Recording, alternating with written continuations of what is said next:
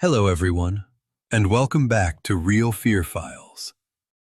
Today I'm bringing you 9 of the most bone-chilling mountain biking encounters ever recorded from the ancient, unforgiving ridgelines of the Appalachian Mountains. These aren't made-up campfire tales or some cheap horror fabrications. Every account you're about to hear has been carefully rebuilt from real first-hand reports sent in by mountain bikers who stumbled into something so terrifying on those lonely trails that they had no choice but to speak out. The Appalachian backcountry has been hiding secrets for generations. And today, you'll hear exactly what happens when modern riders push too far into places that were never meant to be disturbed. Some names and personal details have been changed to protect the people who lived through these encounters. But the heart of each story remains untouched and brutally authentic. If you're new here, make sure to subscribe to RealFear Files for daily true horror that'll make you rethink every shadow in the forest. And don't forget to tap that notification bell so you never miss the moment when the darkness closes in. I'm a 32-year-old guy who's been ripping down mountains on 2 wheels for more than 10 years. I've hit trails in Europe, South America, and all over the States, and riding has always been my escape hatch. Something about the steady grind of pedaling and the sharp focus of dodging roots and rocks just wipes my mind clean. When I'm out there, it's like the world shrinks to the next turn and nothing else. I'd been hearing about the western North Carolina trails for ages from biking forums. People swore they were wild, tough, gorgeous, and almost always empty. After a brutal month at work left me half-fried, I grabbed a long weekend, tossed my gear in my car, and headed south from Pennsylvania, hoping the ride would clear my head. I'm the kind of rider who prefers rolling solo. Everybody says riding alone isn't the safest move, but I've always found group rides too chatty. I don't ride to socialize. I ride to shut my brain down. So when I pulled into the trailhead that October morning and saw only 2 cars sitting there, I felt relieved. The loop I planned to ride was an 18-mile gut punch with a lot of climbing. Perfect. The weather was crisp in that early fall way where the air feels sharp but alive. Right from the start, everything felt perfect. The trail was technical enough to keep me locked in, but not so much that I couldn't settle into a rhythm. The trees were lit up in reds and oranges, the kind of colors you'd swear someone edited onto the world. About 3 miles in, I passed a guy coming the opposite direction.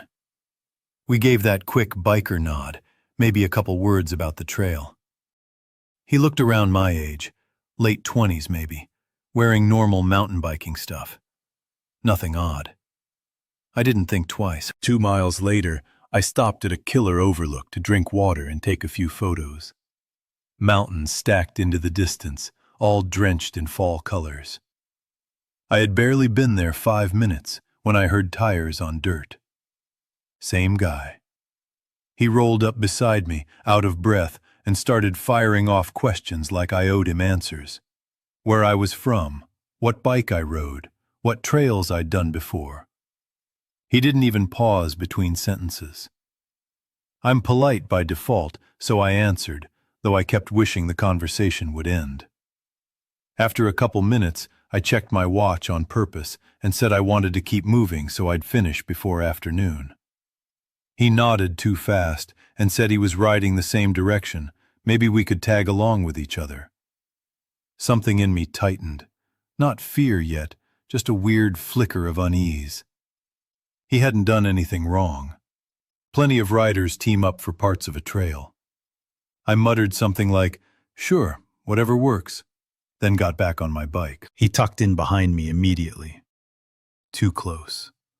Close enough that I could hear his breathing over my chain. The trail squeezed into a tight rhododendron tunnel, so single file made sense, but he was practically on my rear wheel. If I stopped suddenly, he'd plow into me.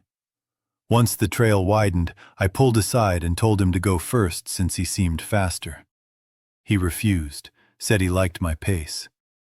His tone was friendly but weirdly insistent, like he needed me in front of him. I kept riding, trying to shake off the discomfort, but it sat heavy in my chest. That's when he started talking again, and the conversation twisted into something I didn't want any part of. He told me about his childhood, how his dad took him on long hikes in these mountains and would purposely abandon him so he'd have to find his way back alone. He described getting lost for hours, crying, wandering through the woods terrified. But he didn't talk about it like trauma. He told it like a cherished memory, like being terrified was some sort of warm nostalgia for him. I mumbled sympathetic noises, not wanting to encourage him, but he kept going. We hadn't seen another soul in over an hour.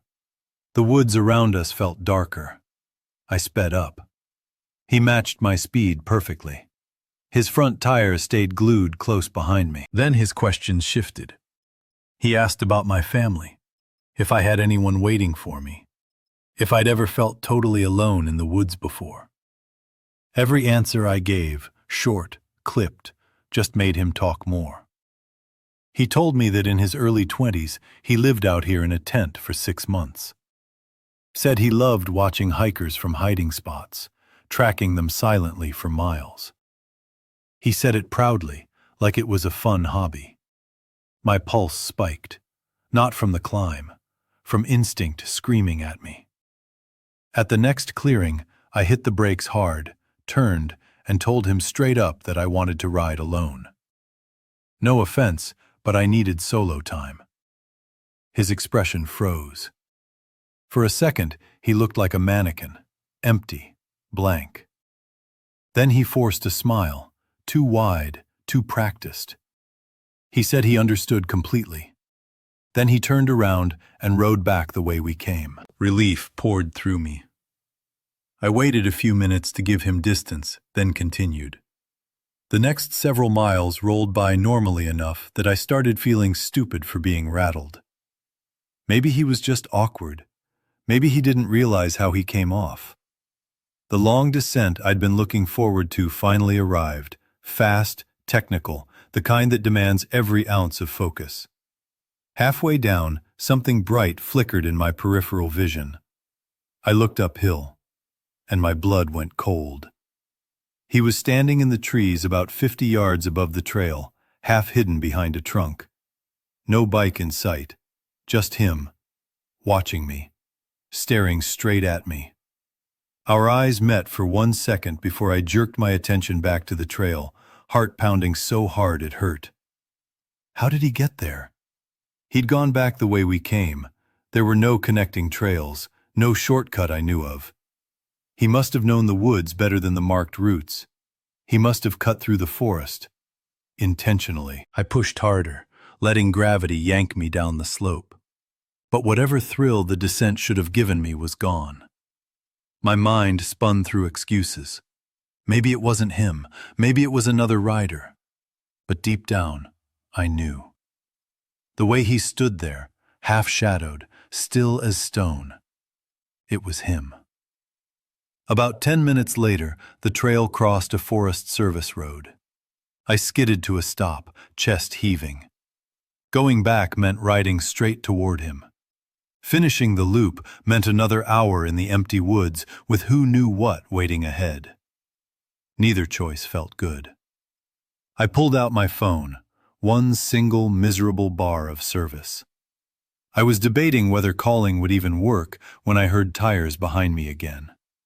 A slow, deliberate crunch of tread on dirt. I turned. It was him. He rolled to a stop about 20 feet away, straddling his bike, staring at me with that same blank, ice-flat expression. No fake smile this time.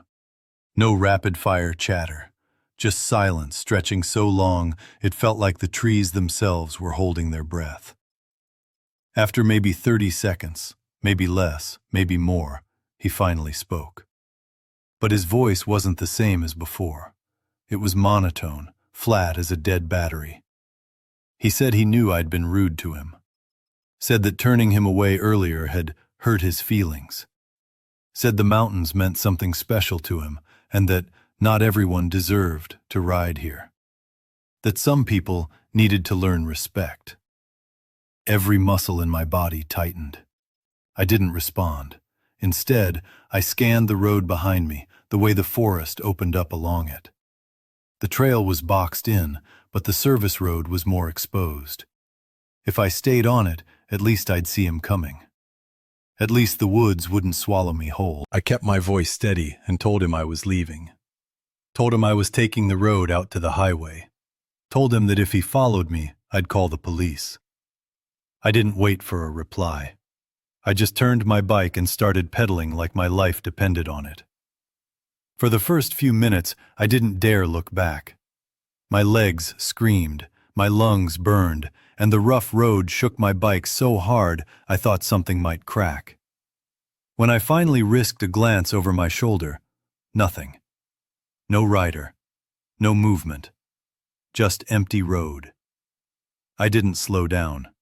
I hammered through every rocky dip and rutted stretch, skidding around corners, bouncing over stones that should have snapped a rim. I didn't care. I just needed out. It took me 45 minutes to reach the highway, though it felt like hours. When I finally burst out of the tree line onto pavement, I nearly collapsed. My hands shook so badly I could barely hold my phone. I called the local sheriff's office right there on the shoulder, breath hitching, voice unsteady. They took me seriously. The deputy said they'd had reports before, stories of someone hassling, stalking, intimidating trail users, but they never found the guy. That didn't help my nerves. I drove straight back to my hotel after giving my statement, every shadow on the side of the road looking too tall, too still. I slept with the lights on, if you can even call it sleep. My mind replayed every second, his forced smile, the way he matched my speed, the story about watching hikers from hiding spots, the dead look in his eyes when he told me I'd been disrespectful. I didn't go back the next day. I didn't even consider it. I left North Carolina early and spent the whole drive home checking my mirrors like he might suddenly appear behind me. I told myself I'd get over it, that it was just a scare. But every time I even looked at my bike after that, I felt that cold, hunted feeling again. A few months later, I sold it. People asked why, friends from the biking community, co-workers who knew how much I loved the sport. I told them work had me too busy, that I didn't have time for long rides anymore. But that was a lie. The truth was darker, heavier. I couldn't climb onto a trail without imagining him in the trees, half hidden behind a trunk, just watching, waiting. I'd always found peace in the woods, but after that day, the silence felt hostile. Every snapped twig sounded like someone creeping up behind me. Every stretch of empty trail felt like a trap. Sometimes, late at night, I still think about him. About the way he knew the woods better than the official trails. About how he managed to get ahead of me without making a sound. About how he talked about following people as if it were a pastime. And I wonder if he's still out there, somewhere in those thick Carolina forests, slipping between the trees like a ghost, waiting for another rider to wander in alone. Someone who won't see him until he wants to be seen. Someone who won't realize they're being watched until it's already too late. And every time I picture that blank stare fixed on someone else, a cold shiver runs straight through me. Because the scariest part isn't that he found me once. It's that he let me leave. And maybe, just maybe, he's still out there, looking for the next person who won't say no soon enough. People ask me all the time why I ever thought mountain biking alone in the Appalachians was a good idea. It wasn't because I thought I was tough or fearless. Honestly, it was because the woods had always felt like the one place where my head finally went quiet. My name is Mara, and what I'm about to tell you isn't something I share easily. The memory sticks to me like wet leaves on a boot, heavy, cold, and impossible to peel away. Every time I talk about it, I feel like I'm dragging something back out of the fog with me. I grew up in those mountains. My parents owned a little place between Black Mountain and Blowing Rock, tucked under a canopy of crooked oaks and old hickory trees. When I moved away for college and later for work, I realized how much I missed those rolling ridgelines. Whenever I visited home, the mountains reminded me how tiny humans really are compared to something that ancient. Last October, during one of those trips home, I grabbed my bike and decided to explore a stretch of the Pisgah National Forest Trail Network alone. I'd done the same trail before, so I figured it was safe enough. That assumption almost cost me more than my life. The morning was soaked in gray light. Not quite dawn, not quite day. The sky just hovered there, colorless and cold. My fingertips ached from the chill as I started pedaling. The forest was weirdly quiet. My tires whispered over damp leaves, and somewhere far off a crow complained into the empty air. Mist clung to everything. It wrapped around tree trunks and hovered in patches along the ground.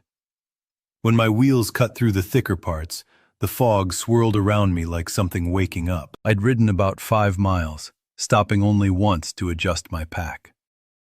That's when I noticed the odd marks along the trail. They weren't animal prints. They weren't tire tracks. They were deep, stretched-out impressions in pairs, like something heavy and long-limbed had walked right down the trail on purpose. At first, I tried to brush it off. Maybe a deer slipped in the mud. Maybe a bear.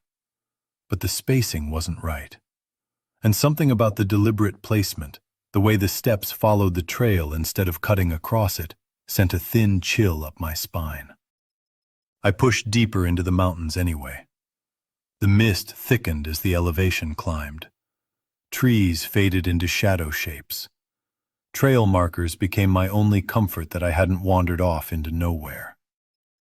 2 hours in, I stopped for a drink. That's when the feeling hit me, like a stare pressing between my shoulder blades.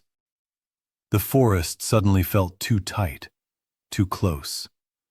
Even the smell of the leaves seemed heavier, almost sour. I don't know what part of me sensed it first. Maybe instinct. Maybe something older than that. But the second I heard the first branch snap, I froze. Another crack. Closer. Something big was moving through the brush. I held my breath and listened. The silence returned, thick and loaded. I told myself it was a deer, a bear, something normal, something explainable. I was just about to climb back on my bike when I heard it. A low, guttural growl that rattled straight through my spine. It didn't sound like anything I'd heard in these woods. Not a bear, not a hog, not a bobcat. It was deeper, wet, almost human in the wrong way. I didn't wait for a second round. My legs were already moving before my brain caught up. I pedaled hard, flying over roots and wet leaves, pushing reckless speed down the trail. My heart slammed in my chest as if trying to claw its way out. I kept telling myself I was overreacting. Shadows can trick the mind. Sounds get distorted in fog. Panic rewires logic. But then I saw it. At first it looked like a tree trunk in the mist, a dark smear at the corner of my vision. But the longer I stared, the more the shape sharpened into something upright. Something tall, something hulking. It stood slightly hunched beside 2 old beech trees, taller than any person by at least 2 feet, shoulders wide enough to block the space between the trunks. Its skin, or fur, or whatever covered it, looked slick with mud, or something worse. Its head jutted forward, too long, shaped wrong, like someone had stretched a wolf skull and stuck it on a massive human body. And the eyes, God, the eyes burned like hot coals in a pit of dark. It didn't move, not an inch. It just stared at me. Time stopped. Sound stopped. My breath vanished from my lungs like I'd fallen underwater. My hands shook so hard I thought I'd drop my bike. We locked eyes across 30 yards of fog, and it felt like something inside me was being weighed, measured, tasted. Then it dropped. So fast I didn't even fully see the motion. One moment towering upright, the next down on all fours, and then gone. Vanished into the trees with a speed that didn't match the size. The forest barely even rustled. I sat there, glued to my bike, legs trembling, breath stuck in my throat. I don't know how long I stayed like that. Seconds, minutes. When my mind finally snapped free, I bolted. I pedaled blind, tears mixing with the fog, the world shrinking to the frantic churn of my wheels and the shredding sound of leaves under my tires. I didn't stop until I reached a small wooden bridge I'd crossed a dozen times before. It always felt like a landmark of safety, a human structure in an inhuman place. I stopped there, legs like noodles, trying to breathe. But the forest had gone dead silent again. I don't remember pedaling away from that bridge. I only remember the bone-deep terror pushing me forward. Every breath felt like it scraped the inside of my chest raw. The trail kept twisting through the fog, tightening like a noose, and the trees leaned in close as if eavesdropping on my fear. Every few seconds, I thought I heard something pacing me through the brush. Sometimes a shuffle, sometimes a thud, but always heavy, always too close. I kept telling myself it was just panic messing with my head, but I knew better. The forest had gone too quiet, too still. Even the mist felt alive, moving like it wanted to wrap around my wheels and pull me off the trail. I told myself to focus. Just get to the next junction. Just get to the signpost. That was the plan. But halfway there, the clicking started again. That slow, wet, throat-deep clicking that didn't sound like anything made by nature. The kind of sound you feel in your bones before you hear it with your ears. It echoed under the trees, bouncing between trunks, making it impossible to tell how far away it was. Sometimes it sounded close enough to touch my back tire. Sometimes it echoed like it came from a hollow place in the ground.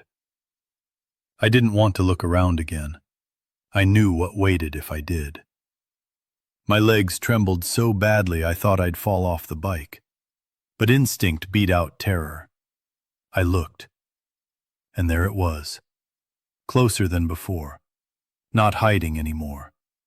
Its eyes were brighter, hotter, like burning coals jammed deep into a skull made wrong. The creature crawled low, dragging one massive arm through the leaves with a twitchy, jerking rhythm. Its limbs bent in ways human joints shouldn't, moving with a weird mix of grace and glitching violence. Even from a distance, I could see strings of mud and slick, dark fur hanging from its shoulders like rotting moss. It didn't run. It slithered forward fast, too fast, keeping low, as if stalking something weaker than itself. I felt like prey. No, I knew I was prey. That was when instinct took over again. I spun the pedals so hard my thighs screamed. I cut left at the fork, taking a smaller trail that barely looked like a trail at all. Thick roots ripped across the ground like ribs under skin. Branches slapped my face, snagged my jacket, tried to drag me backwards. I didn't care. I didn't dare slow down. Behind me, something big moved. Branches snapping, leaves spraying, the ground thudding with every lunge. I couldn't hear the clicking anymore. It was too busy chasing me. The trail dipped sharply into a darker pocket of woods. The air grew warmer, strangely humid, like stepping into the breath of something sleeping. The trees grew old and massive, their trunks curved and split like something had pushed against them for decades. My tires skidded across mud, skating dangerously close to a drop-off. "Don't fall," I whispered, because falling meant dying. Minutes stretched into something shapeless. Time didn't feel real anymore. I kept riding, legs shaking, throat raw, heart rattling so hard my chest felt bruised from the inside.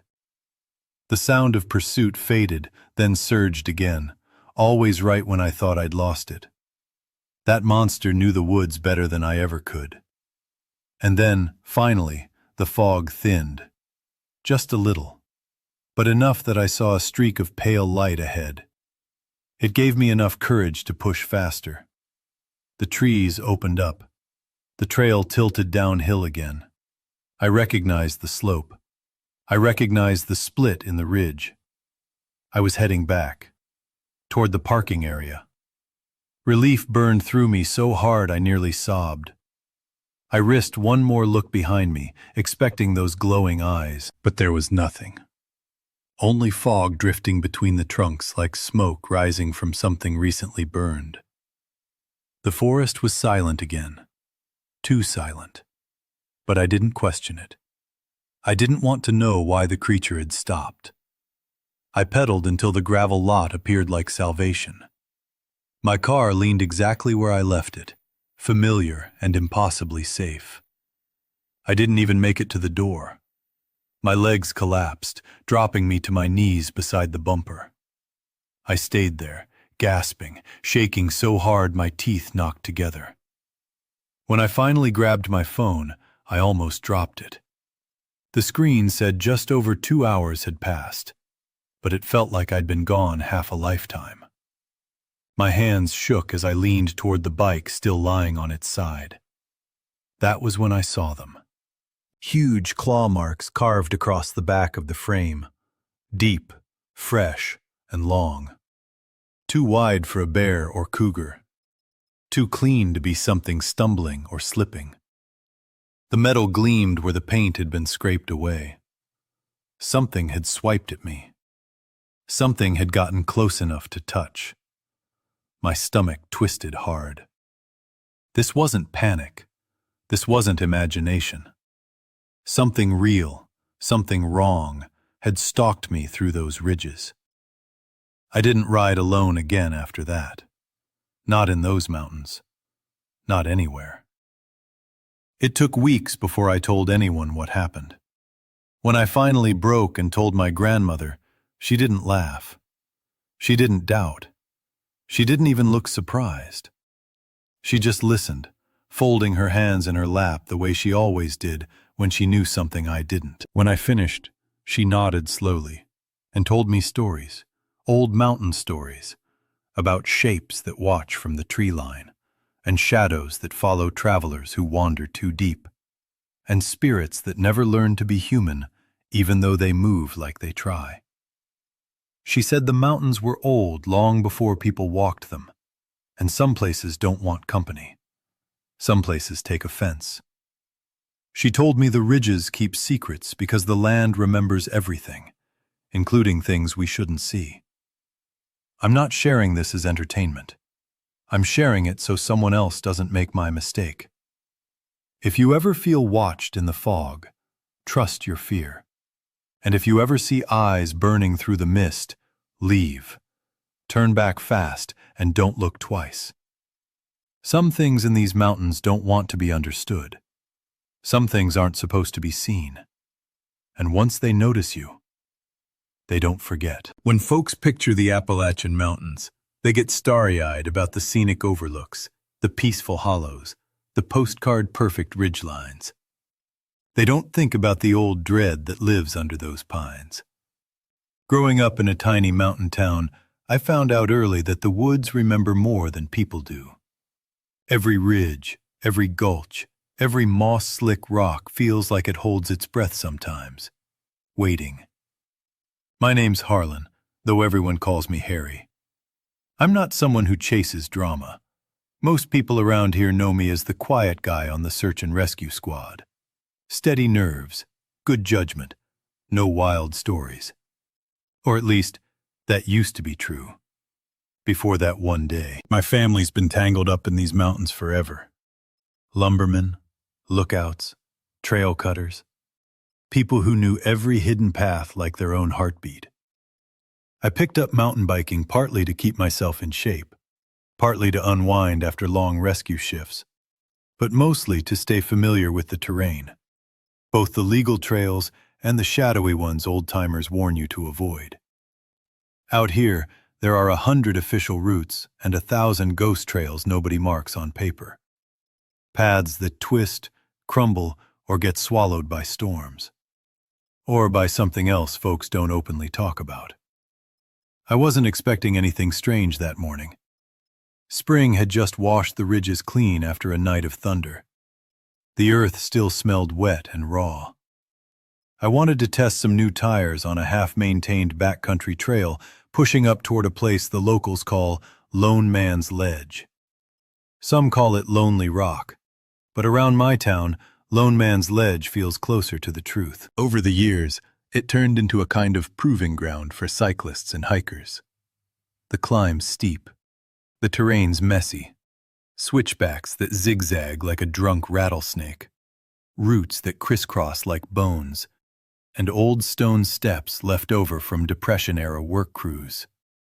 And, more unsettlingly, the area has a track record. People vanish up there. Not every year, not always, but enough that the stories never fade. A kid went missing in the 80s. A solo camper disappeared in the early 2000s. Hikers later found bones years after. Boots set neatly on the trail like someone placed them there on purpose. Those stories stick with you, especially when you work search and rescue. The ride started normal enough. The trail climbed from young pines into deeper woods colored by old storm scars. The quiet after a storm always has a strange weight to it, like the forest is deciding whether to trust you. 3 miles in, I hopped off to check the paper map I always keep. It's habit now, half ritual, half due diligence. That's when the first red flag hit. A patch of dirt below the trail looked raked up, as if something big had slipped, or someone had slid down and scrambled toward a tangle of laurel bushes. It could have been a deer, but the prints were too crisp, too human. Curiosity tugged at me. I followed the disturbed earth a few yards and found a half-buried aluminum water bottle, banged up but not weather-worn, still shiny. Hikers use that brand all the time around Tennessee. I logged the coordinates, made a mental note to alert the team, and climbed back onto my bike. The deeper I rode, the stranger things felt. Trailblazes looked off, not the colors we usually use. Someone had repainted a few markings, but the hue was washed out and wrong for this region. I noticed snapped branches at shoulder height, stones moved recently, subtle signs of human presence in places where people shouldn't be. An hour passed before I reached the base of Lone Man's Ledge. The temperature dropped quick, sharp, creeping cold. And something else changed. The birdsong died. The wind quit. The silence felt too deliberate, like someone had pressed mute on the whole mountain. I was about to turn around when a flash of blue snagged my attention. A small rain jacket, kid-sized, hung high in a laurel thicket about 20 yards off the trail. My stomach tightened into a knot. I ditched my bike, climbed up, grabbed the jacket. Inside the pocket was a mud-caked plastic whistle and a crumpled scrap of paper. A map, hand-drawn. The names scribbled across it looked shaky, childlike. One of the last names punched a memory in the back of my head. It belonged to a missing hiker from years ago. Just like that, the search and rescue part of my brain kicked into gear. I scanned the area, noting how the jacket could have gotten there, trying to read impressions in the dirt. More weird prints crossed the forest floor.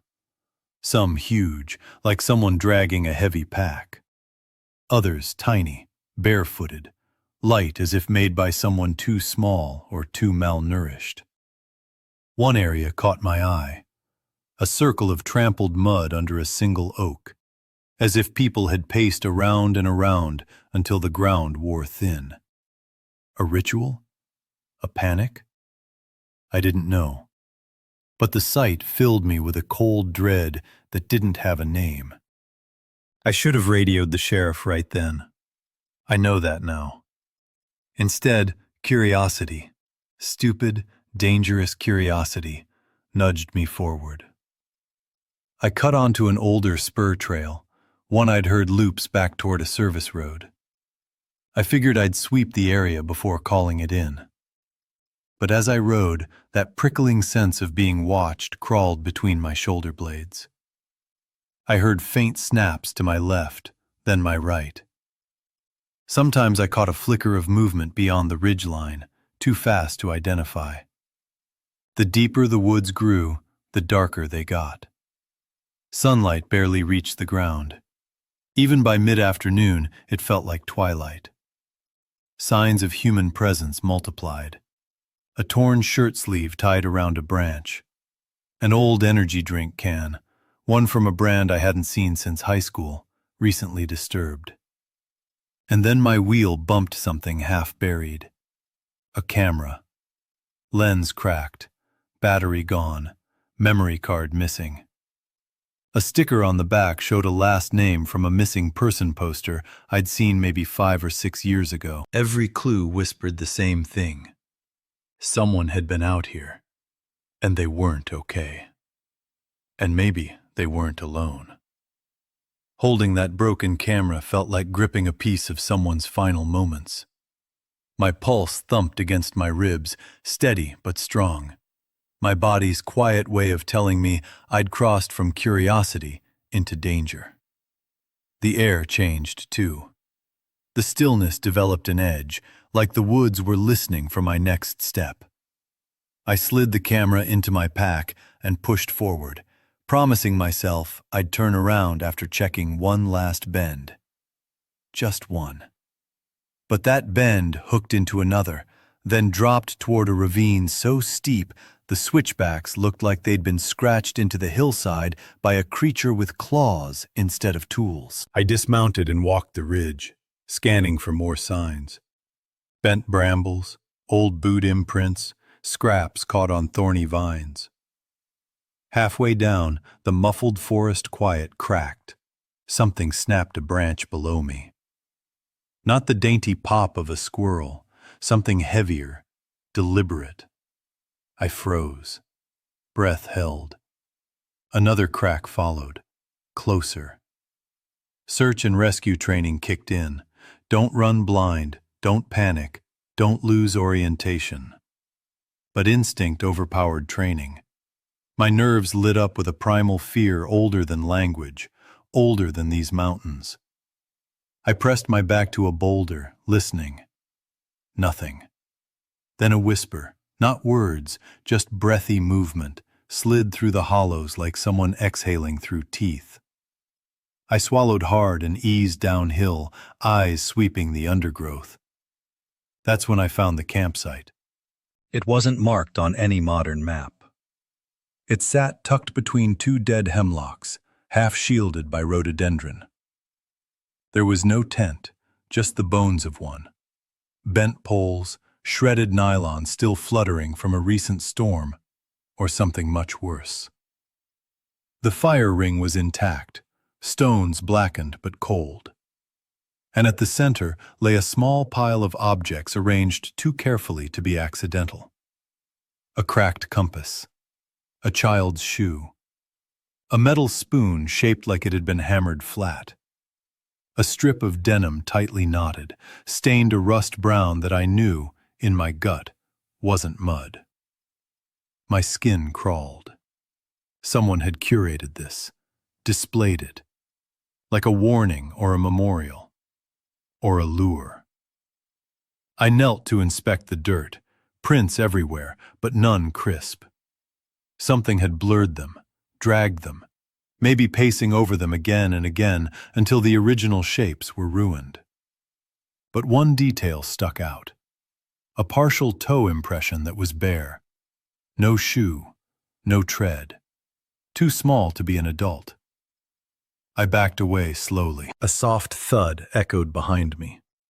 I spun around, hoping to see a deer. But nothing moved. No branches bobbed. The forest looked frozen in place, like it had been caught watching me and pretended innocence too late. I couldn't stay. The shadows were lengthening, and the cold in the air wasn't natural. I retraced my steps, but the trail looked wrong. I swear the switchbacks were spaced differently. The trees didn't match my memory from minutes earlier. Panic chewed up the edges of my logic. I forced myself to stop, close my eyes, breathe. My internal compass still worked. Northwest should take me toward the service road. When I opened my eyes again, a flicker of blue darted behind a pine. The same color as that kid's rain jacket. My heart jumped. "Hello?" My voice sounded too loud in the dead air. "I can help you." No answer. I took a cautious step toward the pine. Leaves crackled under my boot. Another flicker, this time farther away, moving deeper into the woods. I followed, calling out, keeping a controlled pace. The glimpses were always just out of reach, like someone wanted to be seen, but not found. Eventually, the terrain leveled into a mossy clearing, lit by a weird, pale glow filtering through the canopy. At first, I thought it was sunlight sneaking through, but the sun was behind the ridge. This glow came from the wrong direction. Then I saw her. A girl, maybe 9, standing barefoot in the center of the clearing. She wore muddy shorts and a torn t-shirt. Her hair hung in clumps, wet and matted. Her eyes were too wide, too dark, like they'd seen something impossible and never recovered. "Sweetheart?" I whispered, raising my hands to show I wasn't a threat. "I'm here to help. Are you hurt?"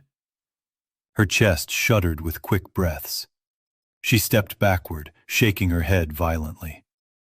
"It's okay," I said, inching forward. "I'm with Search and Rescue.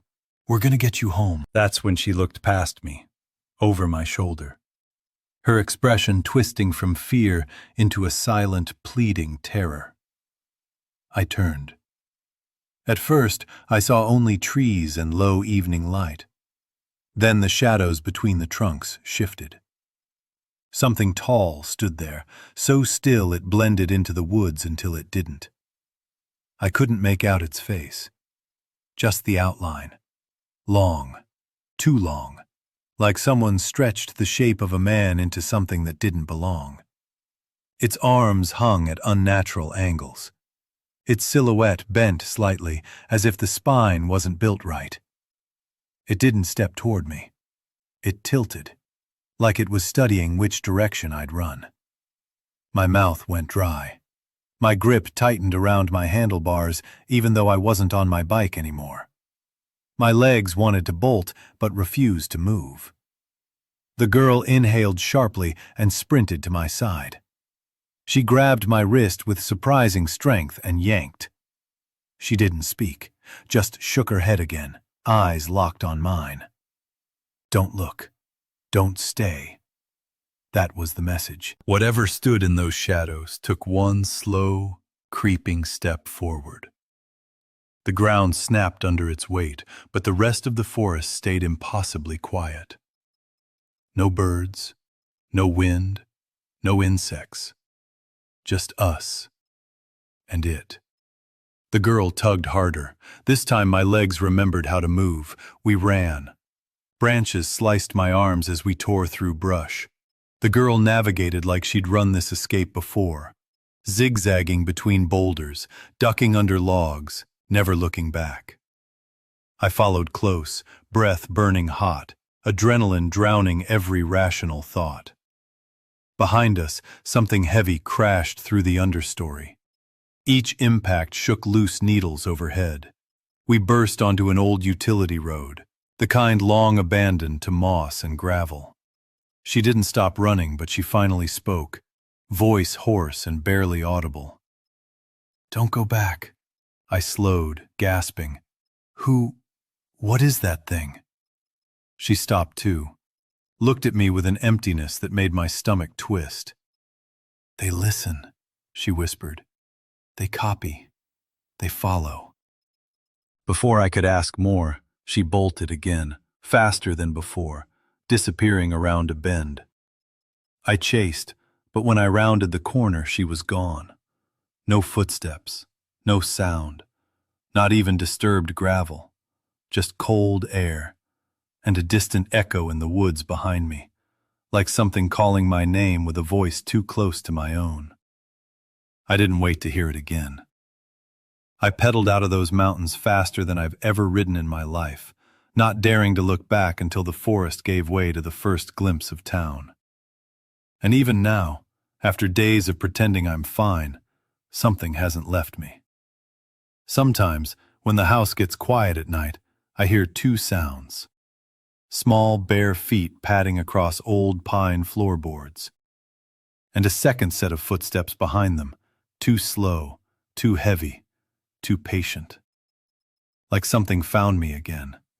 And this time, it knows my name. I've always thought of myself as careful. Not reckless, not the type to throw caution to the wind. I trust my gut, and I've spent enough weekends in the backcountry to know when a place smells wrong.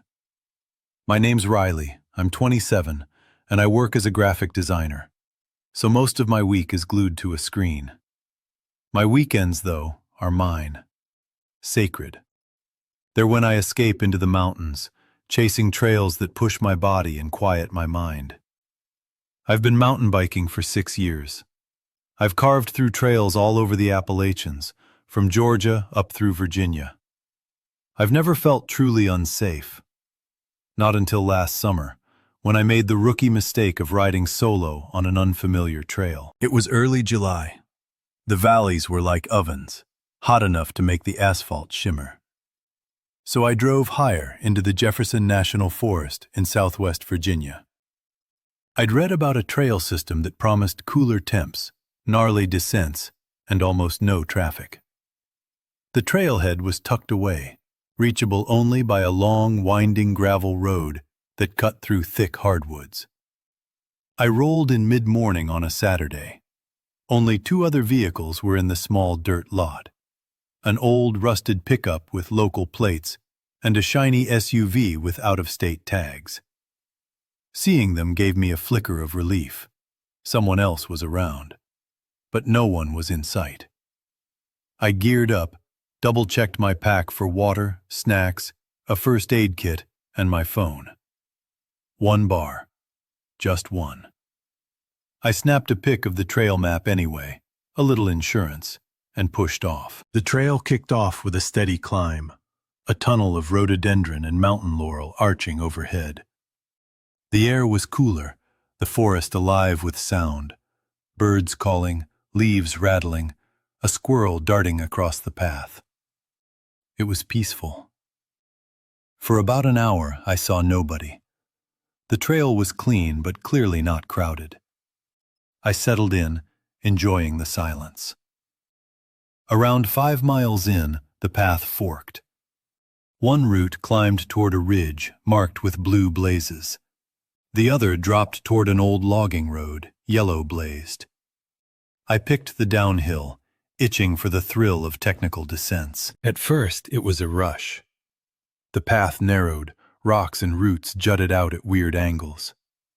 I had to dismount a few times to negotiate tricky sections.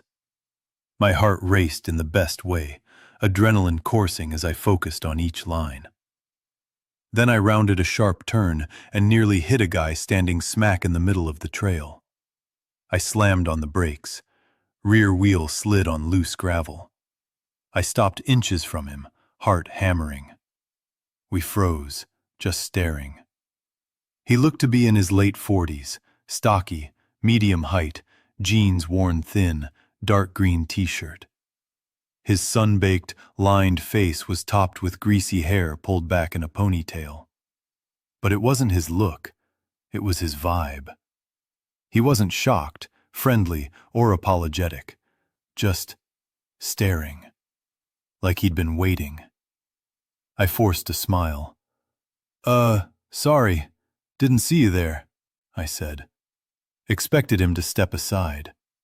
He didn't. Tilted his head, eyes locked on me, and asked where I was headed. I blinked. Like, seriously? I'm on a trail with a bike. Pretty obvious.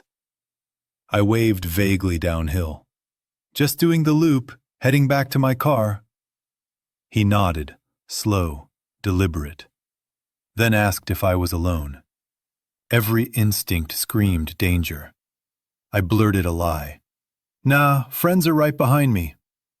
Didn't flinch, didn't react, just stared. Then he said it. A low, flat tone, almost clinical. "Not smart to be out here by yourself. People get hurt, lost, and no one finds you for days." It wasn't a warning. It was a threat wrapped in casual words. I gripped my handlebars tight. "Thanks. I'll be careful," I muttered, trying to inch past. He didn't move. Shifted a step, blocking more of the trail. My stomach dropped. "Excuse me, I need to get by," I said, this time edge creeping into my voice. Then he grinned. And it wasn't a friendly grin. The kind that doesn't reach the eyes. The kind that tells you he knows exactly how cornered you are. He said there was no rush. Maybe we could chat, get to know each other.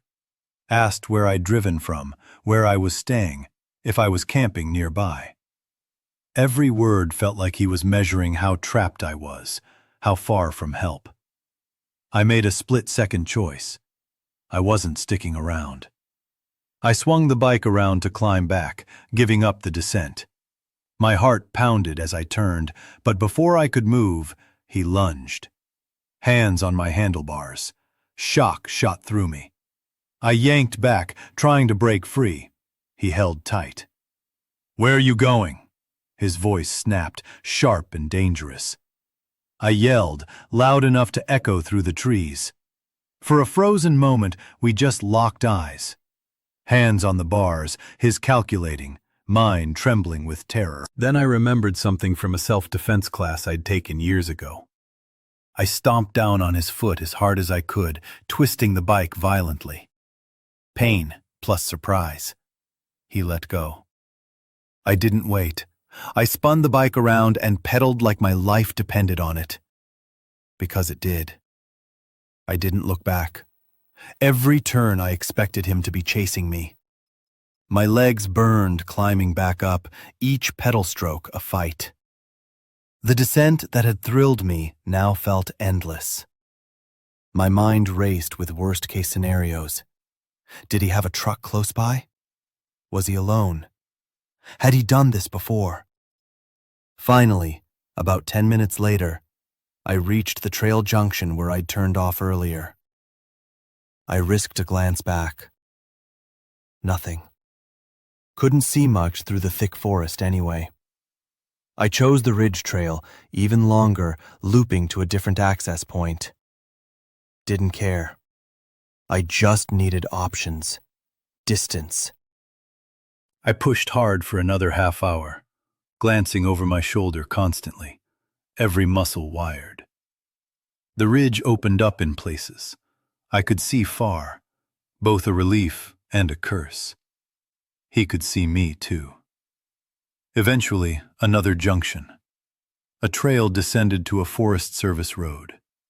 I ripped down it, reckless, adrenaline overriding caution. Branches whipped me. Rocks threatened to toss me. At last, I hit the FS road, pulled out my phone.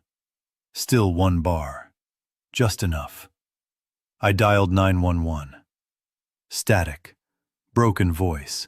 But I got through. Explained I'd been threatened. Gave my approximate location. Dispatcher promised a ranger, but said it could take time. Advised me to get to a main road. I walked my bike, legs shaking, along the dirt road.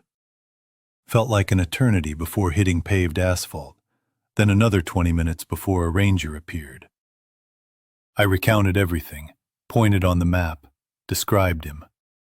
He nodded gravely, said I wasn't the first, They'd been chasing reports of someone harassing hikers and bikers out there, but the guy always vanished. My car was untouched. The pickup? Gone. SUV? Still there. Ranger stayed for a while, said sheriffs might follow up. Gave me a card. I left, checking mirrors obsessively, half expecting him to trail me. Even after I was back in my car, the shaking didn't stop. My hands gripped the wheel like it was the only thing keeping me tethered to sanity. Every shadow along the road, every rustle in the trees made my stomach twist.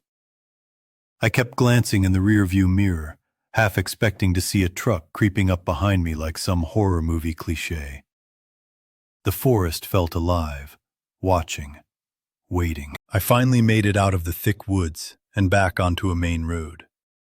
Even in the open, I couldn't relax. My mind kept replaying his face, greasy hair, tanned, those cold, empty eyes, and that smile. That horrible, calculated smile that didn't belong on anyone's face. The memory made my skin crawl. 2 days later, the sheriff's office called. I gave a detailed statement over the phone, describing everything: the trail, the fork, the way he blocked me, every question he asked, every word he said. They were polite but serious, and they told me they were actively investigating. They thought he might be living illegally somewhere in the forest, maybe even involved in other shady or criminal activity. They asked if I would work with a sketch artist if needed. I said yes, though I haven't heard anything since. Even knowing the police were involved didn't make it easier. I kept reliving the moment his hands gripped my handlebars, the sudden shift from friendly to threatening. I analyzed my every decision, wondering what might have happened if I hadn't lied about friends being behind me, if I had tried to reason longer. The ranger reassured me. I'd done everything right. Trust my instincts, get away, never engage. That was the only correct choice. But logic doesn't erase terror, doesn't stop nightmares, doesn't erase the shadow of fear I feel every time I ride. I still ride, but I've changed completely. Solo rides? Gone. Never. I tell multiple friends exactly where I'm going and when I expect to be back. I carry pepper spray on my handlebars within arm's reach. I check and double-check maps. Trails I once loved now make my stomach twist. I avoid the Jefferson National Forest entirely, even though I know rationally that one dangerous person doesn't ruin an entire area. But fear isn't rational. Fear is primal. It's fast. And that man's gaze, his hands on my bike, is seared into my memory. Every ride now comes with a plan. I plot escape routes, mark areas where my phone might have signal, avoid hidden corners, and stick to more popular trails. And yet, no matter how prepared I feel, there's that lingering dread, the knowledge that the forest, vast and indifferent, can conceal horrors I can't predict. Sometimes at night, I wake, drenched in sweat, seeing him standing there, blocking the trail, asking the questions that weren't questions, they were tests. My heartbeat hammers, echoing the rush I felt climbing back up that hillside, legs screaming, lungs on fire. I can almost hear the crunch of gravel under my tires, the sound of him shouting, even though I can't make out the words. That echo haunts me, a constant reminder of how quickly normal turns into danger. I've realized that the real danger on trails isn't always rocks or steep drops. Sometimes it's a human shadow, a stranger at the wrong place at the wrong time, someone who thrives in isolation, who knows how to exploit fear. That knowledge makes me hyper-aware now, more cautious than ever before.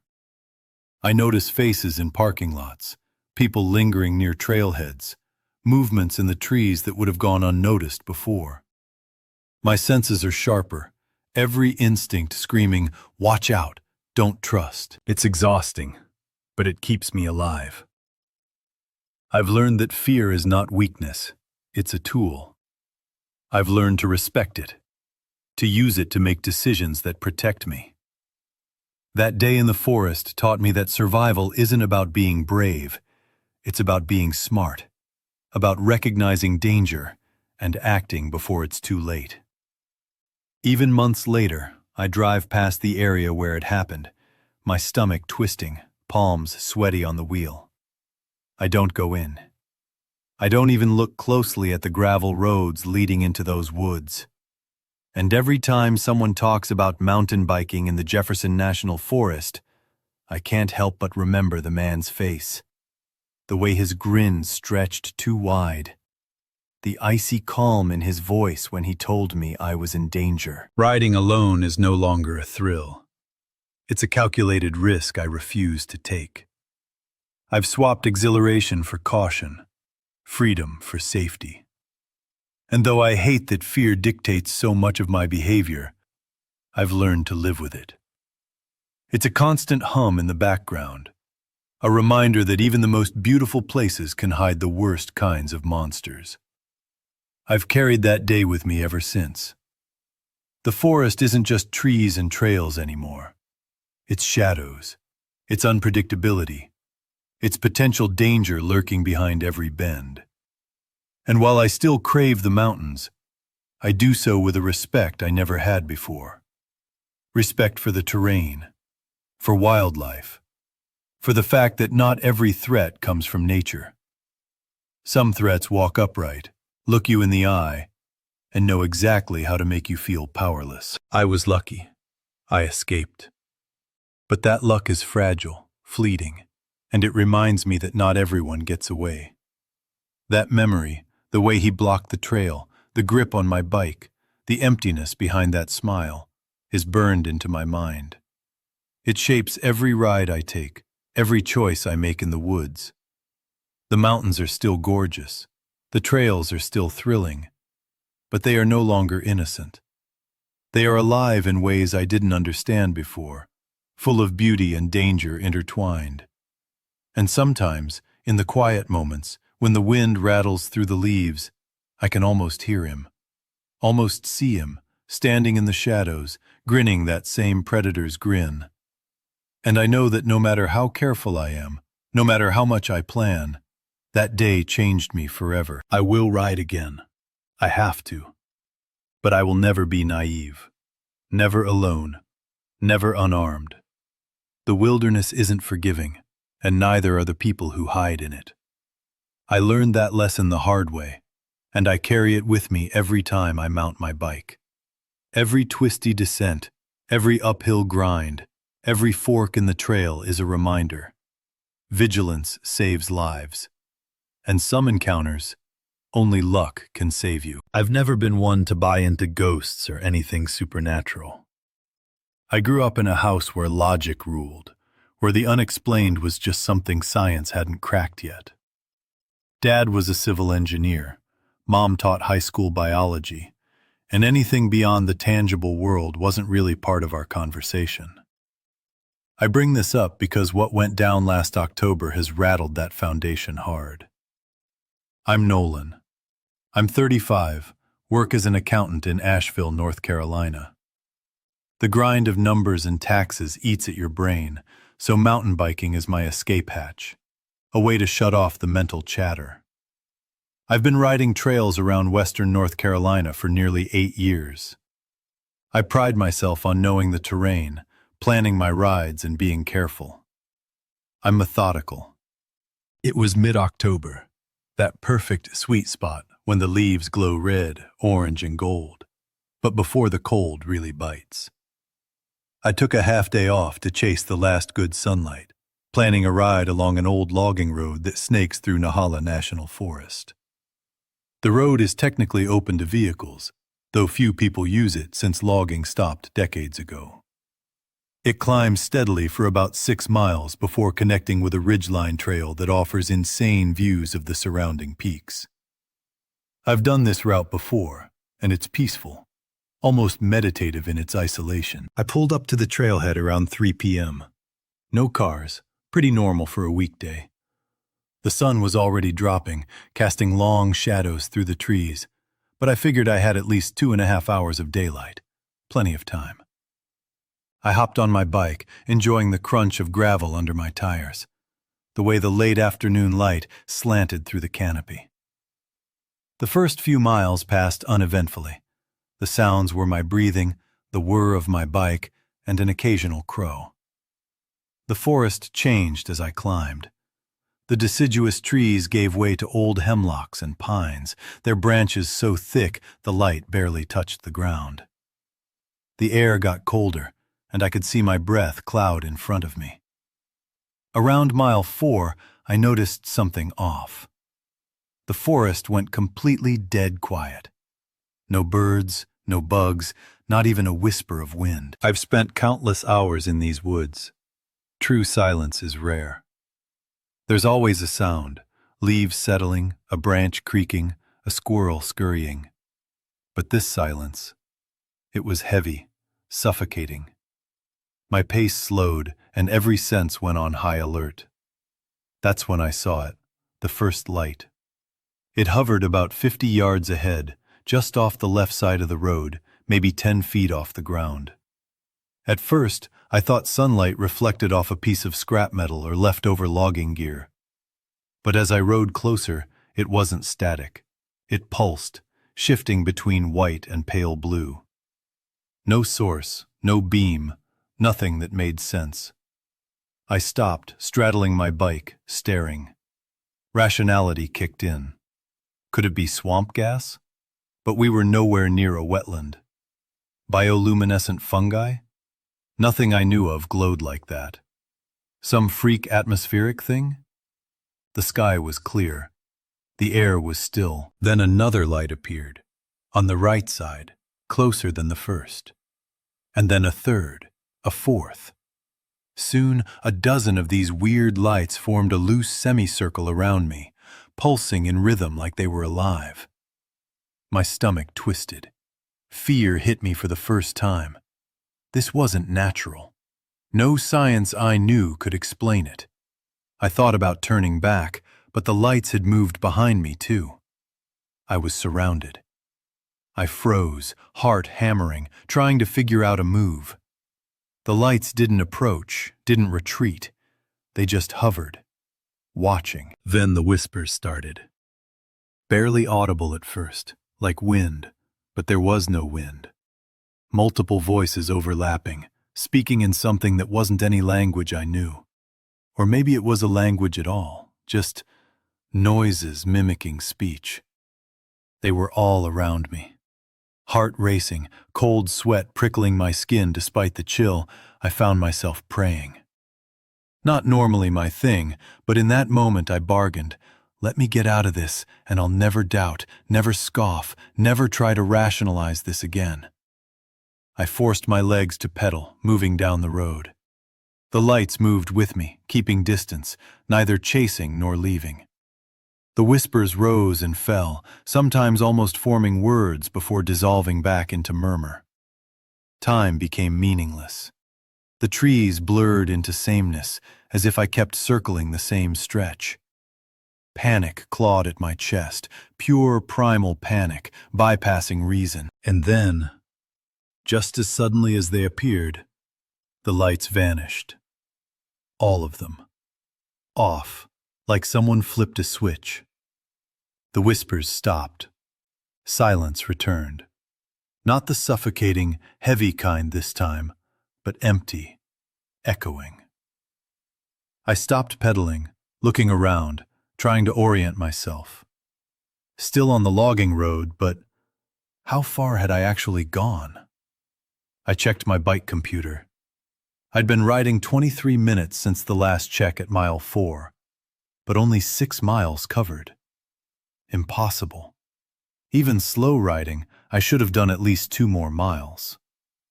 My phone read 4:47 p.m., meaning I'd been out for an hour and 32 minutes. But the bike showed 48 minutes total. Nearly an hour was unaccounted for. Signal dead. Battery down to 18%. I decided, enough. Turning back. No curiosity, no lingering. Whatever that was, I didn't want more of it. The ride back was unnervingly normal. The forest came alive again, slowly. First a bird, then a squirrel, then the full autumn chorus. Sunlight moved as it should. I reached my car just as dusk set in, loaded my bike with trembling hands, and sat for several minutes before starting the engine. After that ride, nothing felt the same. Even on the drive home, my hands were still shaking, gripping the wheel like it was my lifeline. Every shadow along the road, every flicker of movement in the woods made my stomach knot. The forest felt aware, watching, waiting. I kept replaying those lights, their cold pulse, the whispers that made no sense but seemed to seep into my brain. That smile, or that feeling of being surrounded. Over the next few days, I tried to figure out what I'd seen. I scoured the internet for local legends and stumbled across references to the Brown Mountain Lights. Mysterious, unexplained glows seen in North Carolina for over a century. Reports of hikers, hunters, locals claiming lights floating through the trees, sometimes accompanied by strange sounds. Some blamed Cherokee spirits, lost warriors wandering. Others suggested aliens or visitors from a parallel dimension. The more I read, the more I realized I wasn't imagining it. I wasn't alone. And that was unsettling. No one I told fully understood. Friends offered rational explanations. Carbon monoxide poisoning from some malfunction, though my bike's electric. Stress or overwork causing dissociation, though I hadn't been particularly stressed. Hallucinations, strokes, minor seizures. Medical tests found nothing. Nothing explained the lost time. The missing minutes, the drained battery, the lights and whispers. None of it fit into neat boxes. I knew one thing for sure. It wasn't just in my head. Something real had been out there. Something that I didn't understand. I haven't gone back to that trail. I tell only a handful of people what happened, and even then, it's hard to explain without sounding crazy. But the fear lingers. A part of me can still feel those lights hovering, pulsing in rhythm with my heartbeat. I pay attention now, to the forests, to the folklore, to the old tales locals pass down about places to avoid, trails with a reputation, spots where weird things happen. I no longer dismiss those warnings as superstition. They might be the only guide we have against things we can't rationalize. Riding in the mountains isn't the same. I still go out, still crave the freedom and the rhythm of the trail. But I'm cautious now, hyper-aware.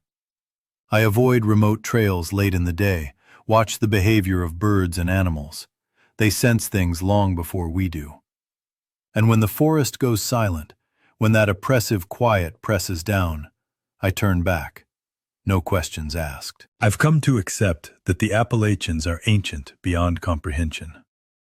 They've been here hundreds of millions of years, weathering storms, tectonic shifts, civilizations rising and falling. They've seen everything, and maybe that's why there are things in them that we don't understand. Forces, presences, phenomena beyond our grasp. Things that can't be measured, quantified, or explained. The Brown Mountain Lights, the strange whispers, maybe they're one of those things. I don't know what I encountered that October afternoon. Was it natural? Some strange atmospheric quirk science hasn't explained yet? Or was it something paranormal, beyond the physical? I don't have answers. But I do know it changed me. That encounter ripped apart a core assumption I'd held about reality. That everything can be measured, tested, explained. Some things can't. Some things just are. Since then, I've changed in ways I can't fully describe. I've become attuned to patterns and signs I would have ignored before. I notice when the wind dies, when the forest falls completely silent. I pay attention to old stories, local warnings, unexplained legends. I've learned that those stories often have teeth behind them, that dismissing them can be dangerous. Even my riding habits have shifted. I plan meticulously. I carry extra batteries, keep my phone fully charged, make sure someone knows exactly where I'm going and when I expect to be back. Solo rides in the late afternoon are out. Twilight is a hard cutoff. I watch the canopy and the shadows, and I trust my instincts in a way I never had before. Fear is no longer something to ignore. It's a tool, a signal, a shield. There are times I still replay that day in my head. The forest, silent and waiting. The lights, pulsing, alive. The whispers, impossible to decode but unmistakable in their intent. My bike moving through the corridor of glowing orbs, feeling both exposed and trapped. The missing time, the battery drop, the inexplicable disorientation. That moment has been etched into me, a warning I carry into every ride. And I've learned that some lessons aren't theoretical. You can study survival skills, carry maps, GPS, and gear, but the most important skill is listening to the world around you. The things you don't understand. The forest has layers, depth, presences that have nothing to do with trails or terrain. Things that dwell just beyond perception. They can be subtle, they can be glaring, but they're always there, waiting for the right moment to make themselves known. I still ride, because I can't. The mountains call. But I ride differently, with respect, with caution, with awareness that some places are not just paths and scenery, they're thresholds. Thresholds between what we know and what we can't. Between daylight and dark forces that linger in shadows. Between reality as we understand it and the impossible. I've learned to read those signals, to pay attention when the woods change in ways that don't make sense, to notice the silences that press down like a living thing. To recognize that fear isn't a failure, but a guide. That's the gift, in a way. The ability to see what others might dismiss, to survive encounters that defy explanation. I will never forget those lights, the whispers, the lost time. I will never ride that logging road again, but I will continue to ride. Carefully, respectfully, vigilantly. And whenever I pass through old forests, where the shadows thicken and the wind drops, I remember one truth above all. There are things in these mountains we cannot name, cannot control, cannot fully understand. All we can do is witness them, survive them, and remember. Because some parts of the Appalachians don't forgive ignorance. Some parts carry the echoes of ancient forces, waiting patiently for someone foolish enough, or brave enough, to stumble into their domain. And when you do, they show you that reality is thinner than you think, and the world is far stranger than logic ever allowed you to believe. I grew up hearing the old warnings. My grandma lived her whole life in a hollow outside of Murphy, North Carolina. And every summer when I visited, she would spin stories that made my skin crawl. Tales of shadows creeping along ridgelines at night, hollows where people disappeared, and rules you had to follow to survive in the mountains.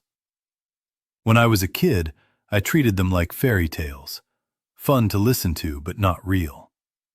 By the time I hit my teens, I rolled my eyes at them, convinced it was just old people exaggerating or letting their imagination run wild in the backwoods.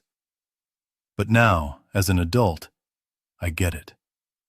Some stories stick because there's truth buried in them, even if it's wrapped in exaggeration and folklore. My name's Daisy. I'm 29 and I work as a botanist for the National Park Service. Most of my job has me trudging through remote wilderness alone, cataloging plants, monitoring invasive species, making sure the forest stays healthy. I'm used to isolation, to the quiet of the woods, the subtle rhythm of wildlife and weather. Or at least, I thought I was. until last November. I'd been assigned to survey a section of Nantahala National Forest near a place locals call Spearfinger Ridge. The name should have warned me. Spearfinger, in Cherokee legend, was a witch who could disguise herself as an old woman. Her fingers were stone sharp, and she used them to harvest the livers of travelers she tricked. The stories said she haunted certain hollows and ridges, appearing to the lost and vulnerable with offers of help before showing her true nature. Of course, I knew the legend. Grandma had drilled it into me. Avoid the spots tied to Spearfinger. Never trust strangers in the woods. Always listen to your gut. But I was a scientist, trained to observe, not to fear ghost stories. I hit the trail early that morning, my bike loaded with survey gear, sample bags, and enough food and water to last the day. The fire road started wide and clean, but quickly narrowed into twisting paths up toward the ridge. The first couple hours went smoothly. I stopped to collect soil samples, photograph rare plants, and record GPS coordinates. The weather was overcast but dry, the air crisp but not unbearable. I didn't see a soul, expected for a remote weekday in late fall. Around noon, I came to a split in the trail. One path stayed along the ridge, level and marked, while the other fell into a shadowed hollow barely visible through overgrown brush. A faded blaze marked the way. According to my map, the hollow contained a rare stand of old-growth hemlocks, some of the few trees that had escaped the devastating adelgid infestation. This was my target, a crucial part of the survey. I chose the descent. The trail quickly turned treacherous, roots and rocks jutting out at odd angles. The hollow narrowed, slopes on either side steep and smothered in dense rhododendron. The temperature dipped, and the light shifted to a strange greenish filter, giving the world a ghostly, unreal vibe. About 20 minutes in, I reached the hemlock grove. It was breathtaking. Towering, ancient trees, some likely over 300 years old, their thick branches spreading wide despite the confined space. I spent over an hour documenting everything, measuring, photographing, collecting samples, completely absorbed. It was only when I paused for water that I noticed the silence. No birds, no insects, just the faint drip of condensation and my own breathing. A prickle ran down my spine. Something felt wrong, too still, too watchful. I tried to shake it off, blaming Grandma's stories, but the sensation only grew. I decided to pack up and move on. That's when I heard it.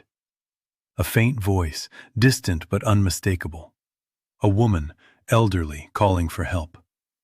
My first instinct was to respond, but something froze me. The tone was off, too deliberate, like someone performing distress instead of truly needing help. I scanned the underbrush and saw her, an old woman moving slowly at the edge of the grove, dressed in an out-of-date long, dark dress, white hair loose over her shoulders. She kept calling for help, asking if anyone was there. Every instinct screamed at me to stay put. Grandma's warnings flooded my mind.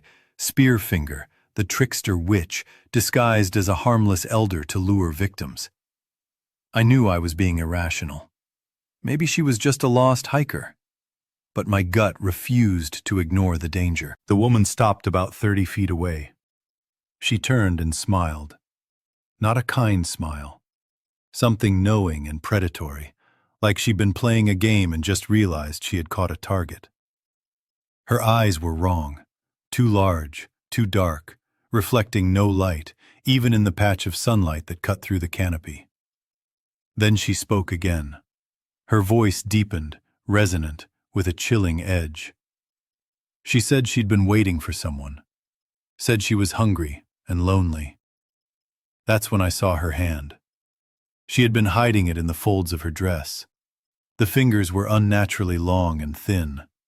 The index finger extended into a dark, sharp blade, something not human. My body reacted before my brain did. I grabbed my bike and started pushing it up the trail as fast as I could. Behind me, laughter rang out. Not human laughter, more like rocks grinding together or branches snapping in a storm. I didn't look back. The climb out of the hollow felt endless. My legs burned, my lungs screamed, and several times I nearly slipped on the loose soil. Every second was driven by pure, primal terror. When I finally reached the ridge junction, I threw myself on the bike and pedaled like I'd never pedaled before. Even on the fire road, I didn't slow until I reached a point I felt was safe. I glanced back, nothing. Just the forest returning to its normal autumn rhythm, as if the hollow had never held that presence. I spent the next few minutes trying to rationalize. Maybe it was a hallucination, dehydration, shadows and light playing tricks. But I knew what I had seen. And more importantly, I knew the stories my grandma told were not just old myths, they were warnings. I finished the survey elsewhere, avoiding the hollow entirely. When I filed my report, I made no mention of the encounter, simply documenting the hemlocks. Later that night, I called Grandma. I expected her to chide me for letting superstition creep in. Instead, she was silent for a long moment. Then she said she was glad I had trusted my instincts. She reminded me the hollow was a place people had gone missing for generations, a place where the old rules still mattered. In the weeks after that ride, I couldn't stop thinking about what I'd seen. Every time I closed my eyes, I could see that smile, those black, empty eyes, and that impossibly long, sharp finger. I replayed the encounter in my head, analyzing every detail, questioning my own senses. But the fear I'd felt was real, visceral, undeniable. It wasn't just my imagination. Something had been there, and it had been waiting. I started digging into local accounts, folklore, and old newspaper archives. Spearfinger wasn't just a bedtime story. She was woven into Cherokee warnings passed down through centuries. Different clans told slightly different versions, but the core was always the same. An entity that could appear human, lure the unwary, and bring death or disappearance. And there were documented vanishings along ridges and hollows associated with her name. Some were decades old, others just a few years, all unexplained. I also found similar legends across the Appalachian region. Different names, different faces, same essence. Shapeshifters or entities that could imitate humans and prey on those who wandered too far. All of them carried the same lesson. Listen to your gut, and never ignore the warnings passed down through generations. After that research, I returned to the field, but with a completely new mindset. I paid attention to the whispers of the forest, to the places that felt off, to the sudden hush that sometimes descended without reason. I avoided the hollows with bad reputations, especially those tied to repeated warnings. My work continued, but the woods had changed for me. They were no longer just terrain to study. They were alive in ways I couldn't quantify, sometimes beautiful, sometimes terrifying, and always demanding respect. I never went back to that hollow. Even mentioning it to coworkers felt risky. Most would chalk it up to paranoia or stress. I didn't care. I trusted my instincts. If there was a shred of truth in the old warnings, I wasn't about to test it again. I realized that the old stories weren't just superstition. They were survival tools, passed down by people who understood the mountains better than any modern mapping or GPS ever could. One night, months later, I hiked near the outer edges of the ridge, revisiting trails I'd surveyed. The wind rustled the branches, and the moonlight fell through the gaps in the canopy. Everything seemed ordinary. But then I felt it. That sudden, unnatural stillness, like the forest itself was holding its breath. My pulse spiked. I froze. And just for a heartbeat, I imagined those black eyes, that predatory smile, watching me from the shadows. My chest tightened, and I whispered a silent promise to follow my instincts. That encounter changed the way I operate in the wilderness. I never approach strangers alone in remote areas, no matter how harmless they seem. I study the terrain and the local folklore equally. I listen to warnings that modern logic would dismiss. The mountains are ancient, older than any city or civilization, and they've seen things we can't even imagine. The Cherokee who told the Spearfinger stories weren't superstitious.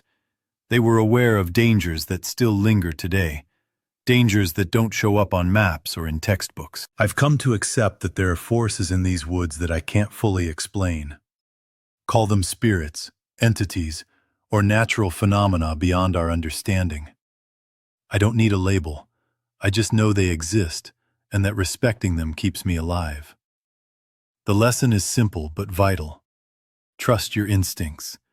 When something feels wrong, it probably is. And when the forest goes quiet in that unnatural way, don't press your luck. Turn around. Leave. Don't argue. Don't rationalize. Even now, I pay attention to the subtleties. The way animals react, the sudden chill in the air, the unnatural patterns of light and shadow. I treat every legend seriously. If locals warn against a ridge or a hollow, I heed it. There's no shame in caution. There's wisdom in it. The Appalachian wilderness has its own rules, its own guardians, and they are older than any of us. They test, they observe, and they punish carelessness. I still work in remote areas, still survey untouched forests, still study rare plants.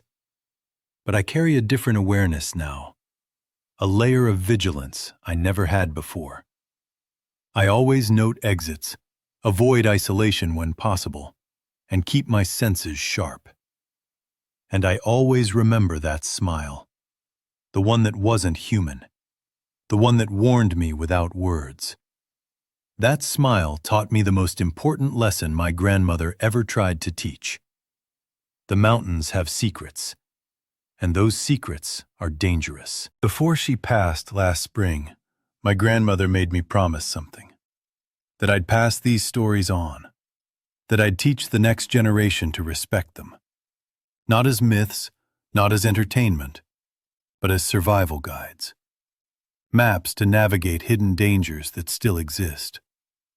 People who ignore these warnings do so at their own risk.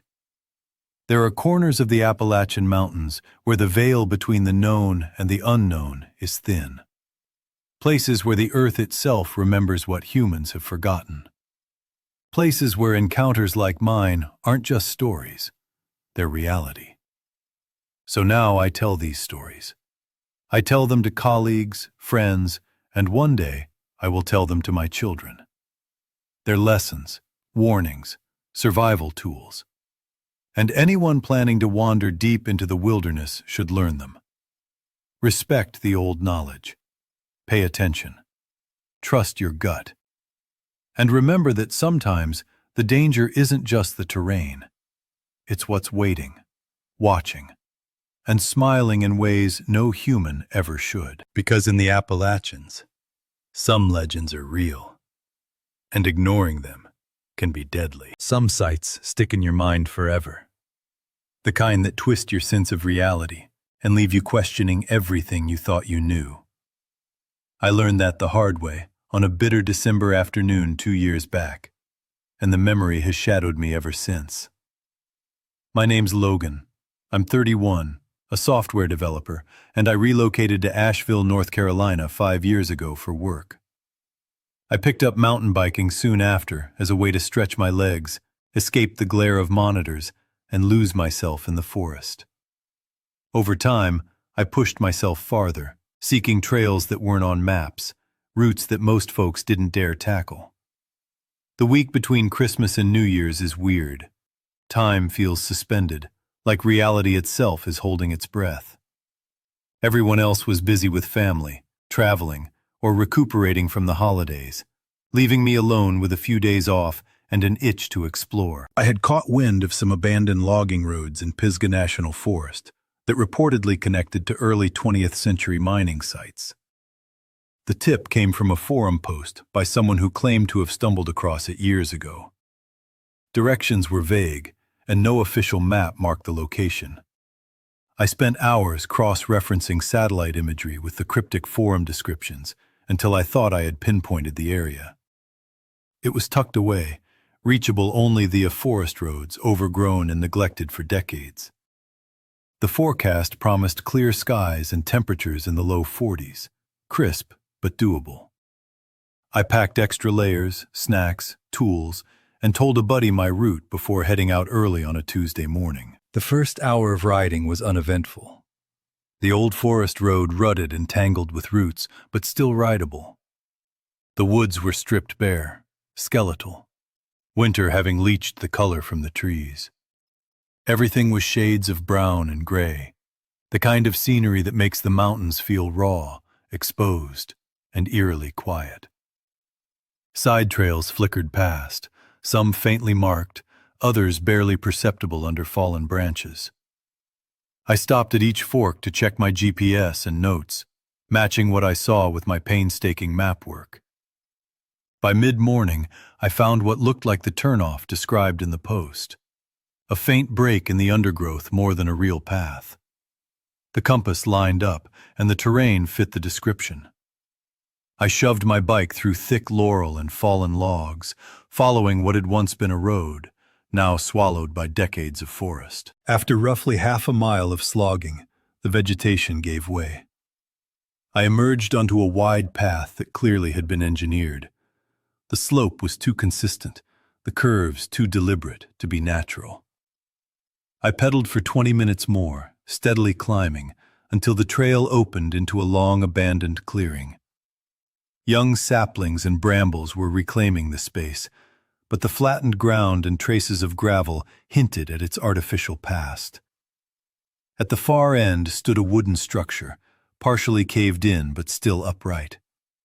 2 stories, steep roof, weathered boards warped and broken, windows empty and dark. It could have been a mining office or workers' quarters, though its isolation felt ominous. Leaning my bike against a tree, curiosity outweighed caution. The front door hung crooked, one hinge broken.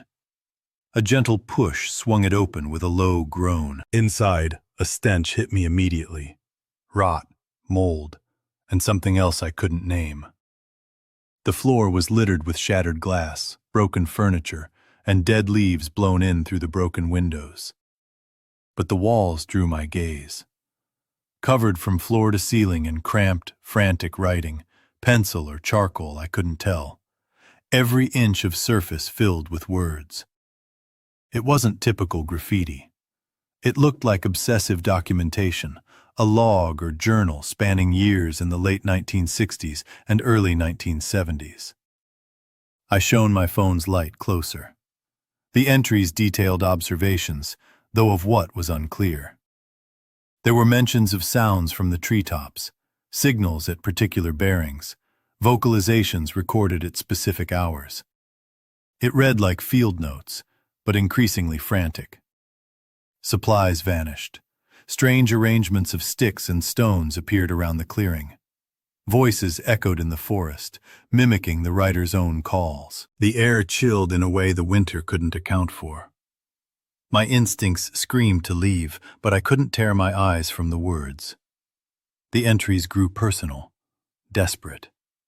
Footsteps on the roof at night, shadows moving in the corners, certainty that they were no longer alone. I climbed the stairs, each step creaking ominously under my weight. Upstairs, remnants of living quarters, cot, table, stove, were scattered and grimy. The walls here were plastered with the last, most frantic entries. The final entry, dated March 1973, was brief but horrifying. It has taken me. Below it, scratched deep into the wood rather than written, were 3 more words. Do not stay. I froze, my phone trembling in my hand. Then I noticed a darker patch in the corner. just like the text described. Not shadow. Something organic had left a mark over time. And that's when I heard it. Slow, deliberate creaking from below. My pulse spiked. The floorboards groaned again, and a faint, chilling voice whispered a single word. Hello.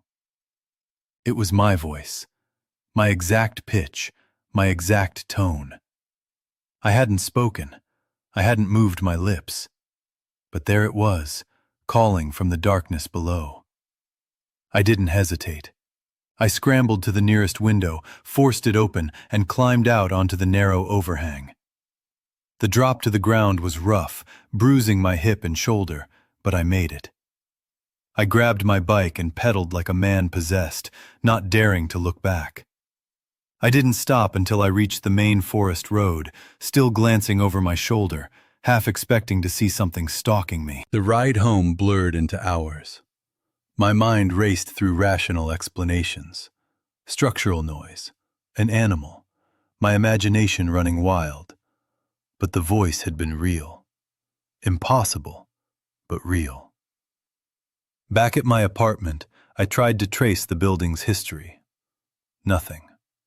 No records of mining operations, logging activity, or structures at those coordinates. No missing person reports from the 70s matched the wall entries.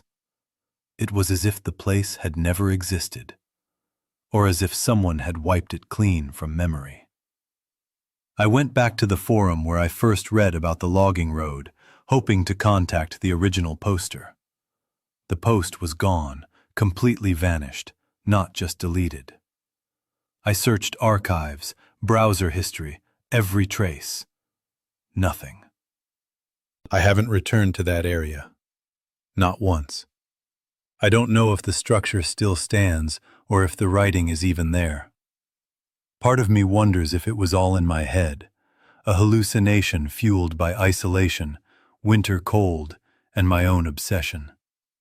But the bruises from jumping off the roof, the GPS coordinates, and the blurry photos I snapped of the walls tell a different story.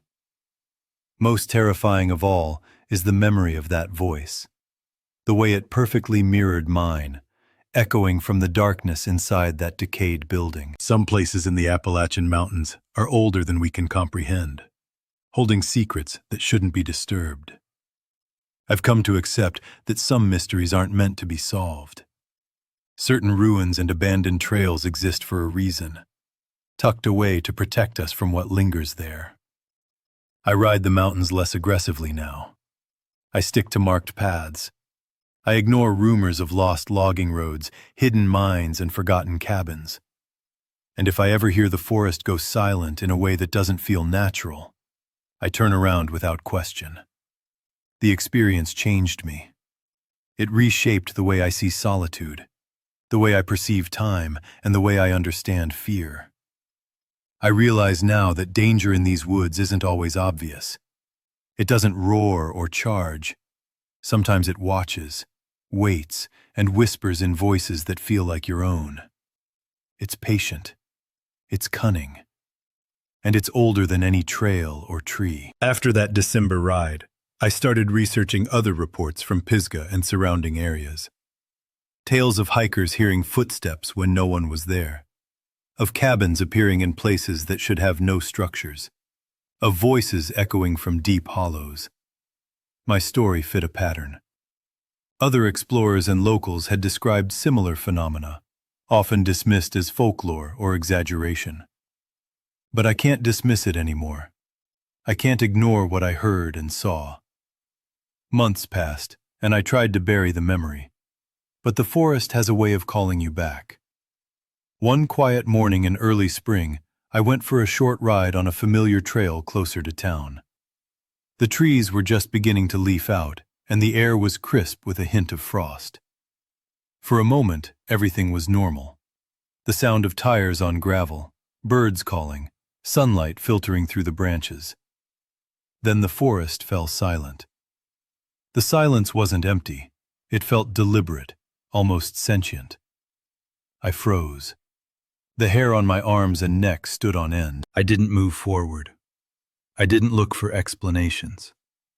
I turned my bike around and rode back the way I came, heart hammering, lungs burning. That brief moment reminded me how fragile our sense of safety in the woods really is. The mountains themselves are indifferent, but some things that live in their shadow are not. Some things notice. Some things wait. Friends have asked me if I've ever gone back to investigate, to prove to myself that I imagined it, to confront whatever was in that cabin. I tell them no. And it's not cowardice. It's survival. Some doors are closed for a reason. Some places are not meant to be seen. When curiosity conflicts with self-preservation, I've learned which side to choose. Even now, years later, I replay that day in my mind. I see the clearing, the rotten boards, the wall covered in scribbles, the dark patch in the corner.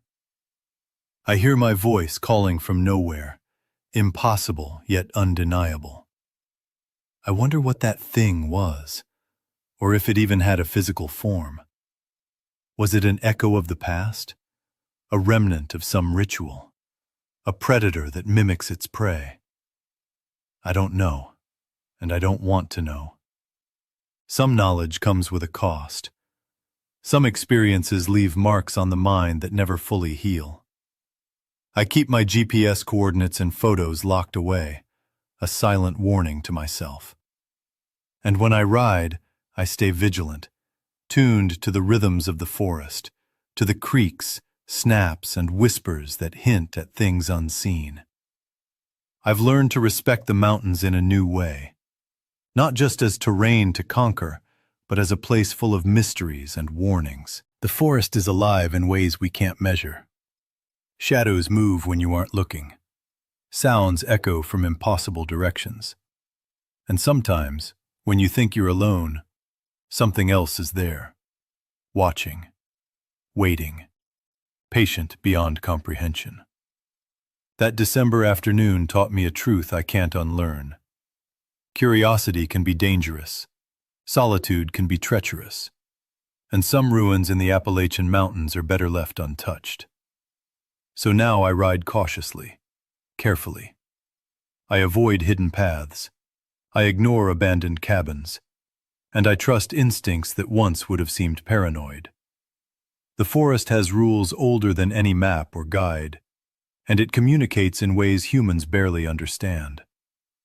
Those who venture too far off the beaten path may encounter things that defy logic, things that mimic us, watch us, and manipulate the shadows. I've accepted that I'll never fully explain that day. I'll never know if the cabin and its walls of desperate scribbles were a glimpse into another reality, a malevolent presence, or something else entirely. I've come to understand that some encounters are warnings, meant to teach without explanation. I will never forget that voice, the way it sounded like me but carried an intent that wasn't mine. And I will never again take the forest's silence for granted. There are places in those hills where reality frays, where history refuses to stay buried, and where the reckless curiosity of humans can invite danger they cannot comprehend. I still ride, but I do so cautiously, respectfully. I watch the forest with new eyes and ears, and I heed the unspoken warning that some calls are not meant to be answered. Some roads should remain forgotten, and some cabins should remain sealed, their secrets left to the shadows that dwell within. Because in the Appalachian Mountains, the past is never really gone. And some mysteries are too old, too hungry, and too patient to ever let you leave unchanged. There's a kind of terror that doesn't hit you from what's in front of your eyes, but from what your brain finally pieces together. The sick realization that something is horribly, fundamentally wrong, and that you might already be trapped in it. I felt that dread last March, and it has since warped how I see the world. My name's Hank. I'm 41, and I've been tearing up mountain trails for over 20 years. Careful, steady, calm under pressure, that's me. Or at least, that's what I thought. That day tore every one of those assumptions to shreds. I live in Boone, North Carolina, and I know the trails around here like the back of my hand. From tourist-friendly loops to sketchy, unofficial paths that barely appear on any map, I've ridden them all. On that gray, overcast afternoon in March, I decided to hit a loop I knew blindfolded. A 12-mile grind through mixed hardwoods on the edge of Pisgah National Forest. I'd run this loop at least 30 times over the years. I knew every twist, every root-strewn climb, every ridge and drop, every stone foundation. The air was cool, mid-50s, perfect for pedaling hard without overheating. I set off around 2 p.m., planning to finish before the sun dipped behind the mountains. The first few miles were textbook. Past the lightning-struck oak at mile 2. Rock Overlook at mile 3.5. Old Stone Homestead at mile 5. Everything familiar, everything comforting. Then, around mile 6, something broke the rhythm. I hit a trail junction I swore had never existed. No way. I've ridden this section dozens of times, every fork etched into memory. But there it was, a clear, solid split. The main trail continued as expected, straight and narrow, but a second path forked left, well used, fresh tire tracks embedded in the dirt. Confused, I pulled out my phone. GPS said I was still on the main loop. No junction was marked. I stared at the trail. Solid, real, not a trick of light or shadow. My first thought, maybe they rerouted this section. I hadn't been here in a while. Maybe I missed the change.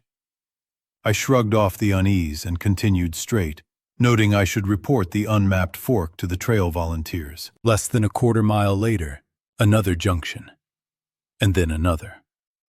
Within 10 minutes, half a dozen new intersections appeared where none should exist.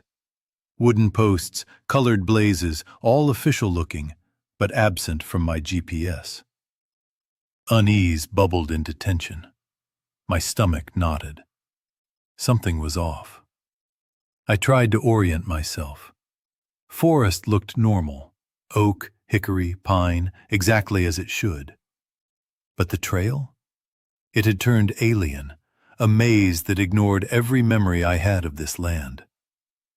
I decided to backtrack. Simple plan, retrace my line to the trailhead.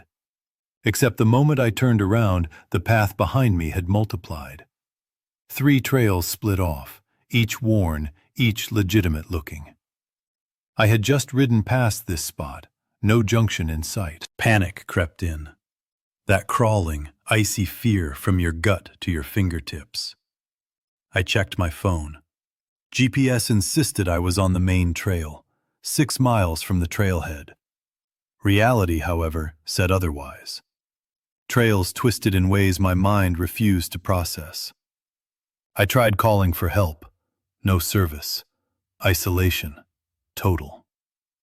I picked one path at random, kept moving. 20 minutes passed. Clouds thickened overhead. Twilight settled in. I should have been closing in on familiar landmarks. Instead, I ran smack into the lightning-struck oak from mile 2. Except that tree was supposed to be miles behind me. I stopped, staring at it, the scarred bark and spray-painted marker exactly as remembered. But GPS claimed I was nowhere near. Every rational explanation crumbled. I sped up, desperation propelling me through the forest. The rock overlook appeared again, and again, 4 times at least.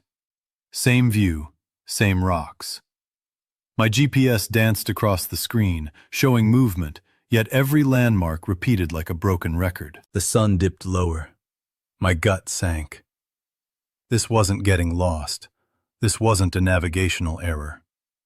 This was something else entirely. Impossible, irrational, unexplainable. The forest itself seemed to twist around me, reshaping into a loop that no logic could untangle. I tried every rational theory. Low blood sugar? I'd eaten. Head trauma? I hadn't fallen. Stroke, seizure, neurological hiccup? My mind was sharp, body intact. That's when I noticed the markers. Every tree bore the same spray-painted symbol. Same color, same style, same placement.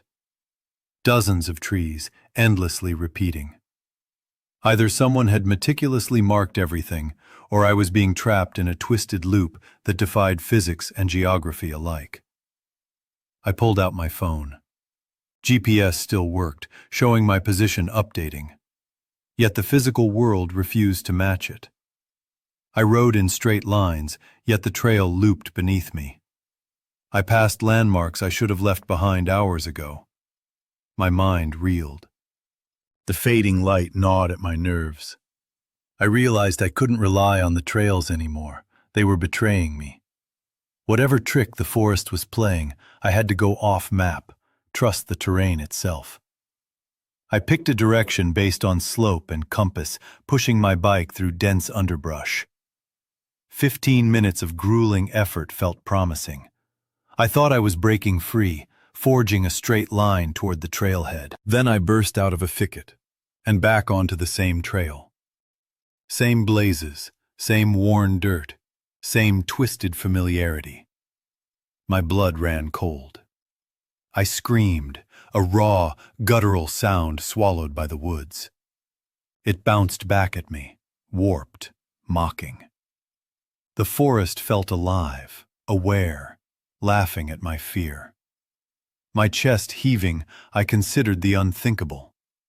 Maybe I was dying.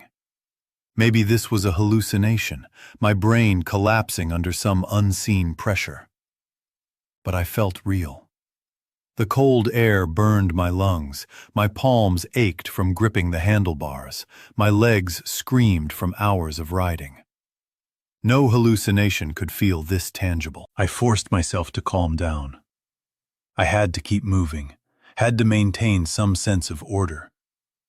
Darkness thickened around me, and I made a choice. Stop trying to navigate. Stop trying to rationalize.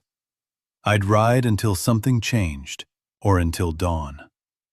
My bike light carved a fragile path through the black, slicing through dense trunks and tangled roots. I passed landmarks both familiar and alien, junctions appearing and vanishing, trails folding over themselves in impossible geometry. Hours passed, or maybe minutes. Time had lost meaning. The forest twisted and pulsed around me, an endless breathing labyrinth. Streams I didn't remember crossing, steep descents that defied memory, trees with bark too rough, branches angled wrong. Every detail screamed wrong. The horror wasn't just the isolation or the darkness. It was that the world itself had become alien, reshaped into something impossible. Then, without warning, I was at the trailhead. 1 second, dense black forest. The next, the familiar pullout, my car parked under the dim glow of a security light. No gradual approach, no recognition of final mile landmarks. The forest had spat me out. I stumbled off my bike, chest heaving, hands trembling, trying to make sense of what had just happened. My phone confirmed it. 8:43 p.m. 7 hours had passed. My GPS track looked like a mad scribble, lines crossing, doubling, twisting into patterns that made no geometric sense. Elevation data showed nearly 15,000 feet of gain and loss on a loop that normally had less than 2,000. My mind reeled. How was this even possible? I loaded my bike, hands shaking so hard I nearly dropped it, and drove home. Sleep came fitfully, haunted by impossible junctions, looping trails, and the forest's whispered mockery. I scoured medical sources for anything that could explain spatial disorientation, hallucinations, or time distortion. Nothing matched. I investigated environmental anomalies, magnetic fields, infrasound, any plausible external factor. Nothing explained it. The GPS track remained, stubborn, undeniable proof of the impossible. I backed it up multiple times, terrified it would vanish or correct itself. I showed it to other riders. They stared at the screen, brows furrowed, mouths open. No one had an explanation. Since that day, I've barely ridden. Every time I step into the forest, my gut clenches. I imagine the trails looping back on themselves, impossible turns appearing, familiar landmarks twisting into déjà vu nightmares. Rationally, I tell myself it was a one-off anomaly, a cosmic fluke I'll never fully understand. But deep down, primal fear tells me otherwise. That day, the forest revealed something fragile about reality, something dark and unknowable. It reminded me that the world I trust, the geometry, the paths, the laws of space I assume are solid, can break in ways I cannot comprehend. Now, when I ride, it's slower, more deliberate. I check bearings constantly. I stick to well-marked trails. I avoid isolated backwoods loops. The mountains are no longer just a playground. They're a place that can twist around you, a living maze. The terror I felt isn't just a memory. It's a lens I can't remove. Every snap of a branch, every rustle of leaves, every sudden shadow makes my blood run cold. I've spoken to other mountain bikers, hikers, and forest workers. A few have tales of repeating trails, landmarks that appear out of nowhere, and GPS readings that make no sense. They shrug it off, call it lost hikers' myths or equipment error. But I know. I lived it. 7 hours trapped in a forest that obeyed rules no one should be able to survive. That knowledge changed me. It's more than fear, it's an understanding. The world isn't always stable. Even the places we think we know intimately, the hills, the valleys, the trees we can name, can bend and twist into spaces that defy logic. Some trails hide secrets in plain sight, some forests warp time and distance, and some corners of the world refuse to follow the rules we trust. I still ride, though sparingly. I keep my rides short, my bearings checked, my eyes sharp. I travel with friends now, never alone. I've learned to respect the mountains not just for their beauty, but for their capacity to confuse, trap, and terrify. The memory of those looping trails and impossible junctions is always with me, a shadow I cannot shake. The forest showed me something that day. Reality is fragile. The rules we live by, the trails we know, the paths we trust, they are not guaranteed. And in some ancient, darkened pockets of the Appalachian wilderness, the world can bend, fold, and trap you in ways no human mind is equipped to fully grasp. I can never forget it, and I never will. I need to start by saying that what I'm about to recount is not just a story. It's something I reported to law enforcement. It triggered an ongoing investigation, one that's still active to my knowledge. I've been told not to share all the details publicly, but enough time has passed that it might actually help others. If someone else has seen something like this, maybe they'll step forward. My name is Millie. I'm 26, a freelance photographer focusing on nature and landscapes. Mountain biking has always been part of my workflow. It gets me into places most people never see, the perfect vantage points for shots that tell stories words can't. Last April, I was chasing a personal project, capturing the spring wildflower bloom in the southern Appalachians. I spent weeks plotting routes, tracking bloom times, and identifying trails that would showcase the best diversity of colors and species.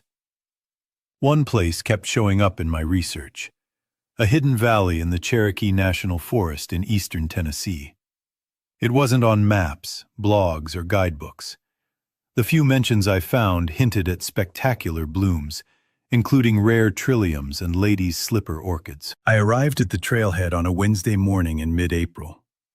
The pull-off was tiny, just a barely paved shoulder along a narrow Forest Service road. No cars, no people. just me, arriving around 8. The trail started smooth and well-kept, but it quickly devolved into a rough, primitive path. Clearly, not much traffic passed through here. I was on a hardtail mountain bike, loaded with my camera gear and panniers, and the rugged terrain slowed me down. But I didn't care. The forest was awakening.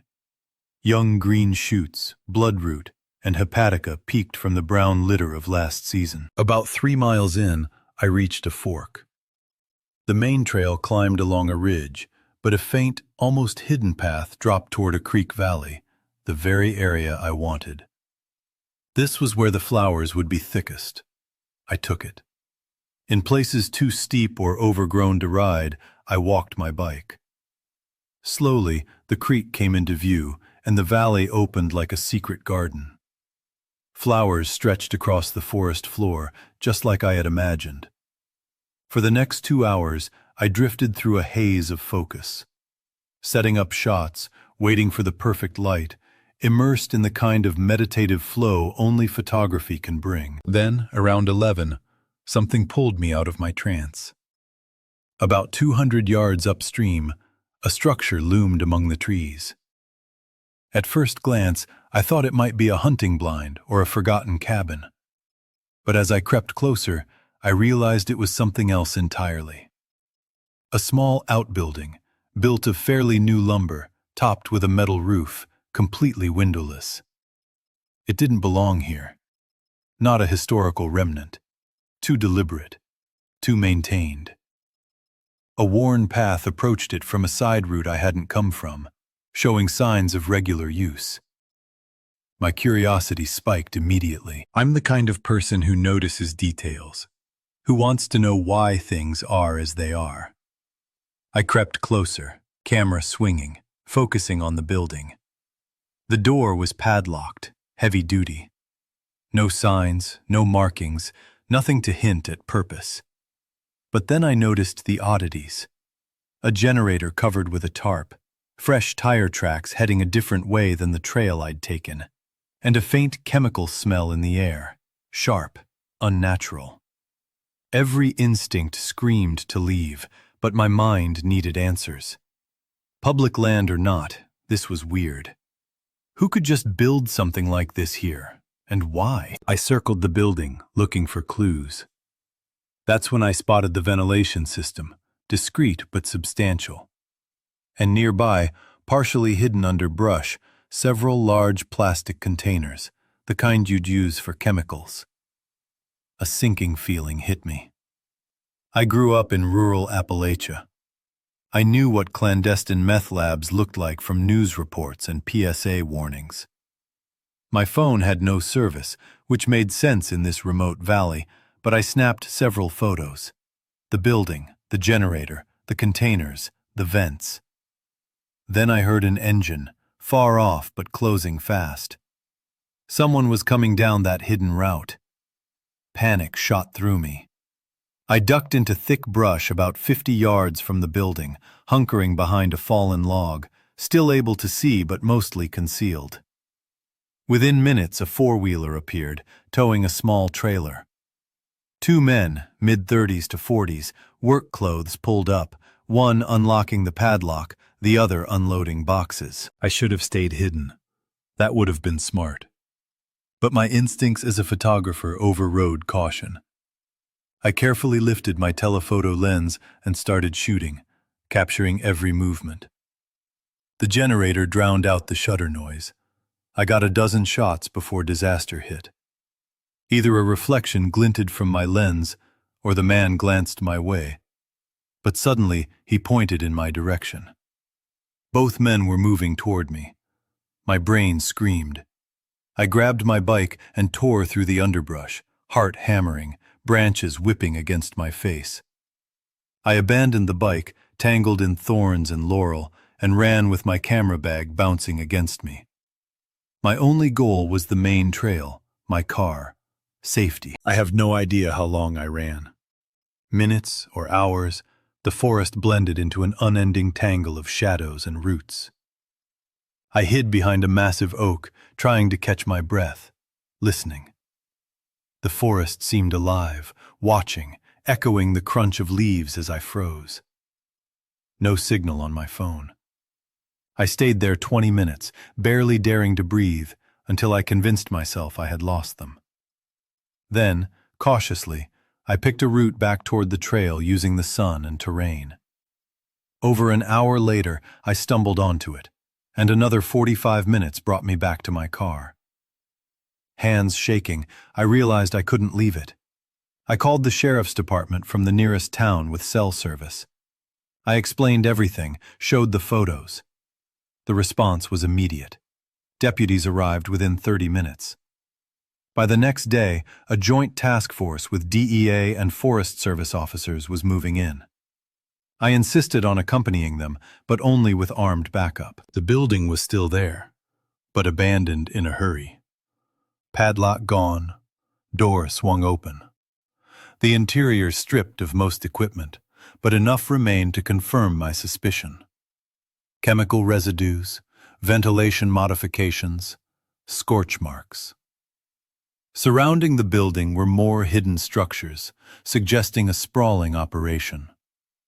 I had stumbled into a serious meth production site on public land, hidden in plain sight. The next day, I went back with the officers. It was surreal walking into the valley, knowing exactly what I'd seen, and yet feeling utterly powerless without them around. The building was stripped bare. The padlock gone, the door swinging lazily in the spring breeze. And inside, the air smelled of chemicals and burnt wood. The ventilation system remained, along with scorch marks on the floorboards and faint residues of the substances they were producing. Outside, other hidden structures were partially visible through the undergrowth. This was bigger than I'd imagined. An entire clandestine network operating in a place supposedly protected by law. The officers had me photograph everything again, take notes, and point out all the details I remembered. They were thorough, professional, and serious, but the tension was electric. They warned me repeatedly about how dangerous the people behind this operation could be. One misstep, one wrong glance, and it could have ended very badly for me. I realized, in a way I hadn't before, that I had narrowly escaped something far worse than just a scolding or a chase.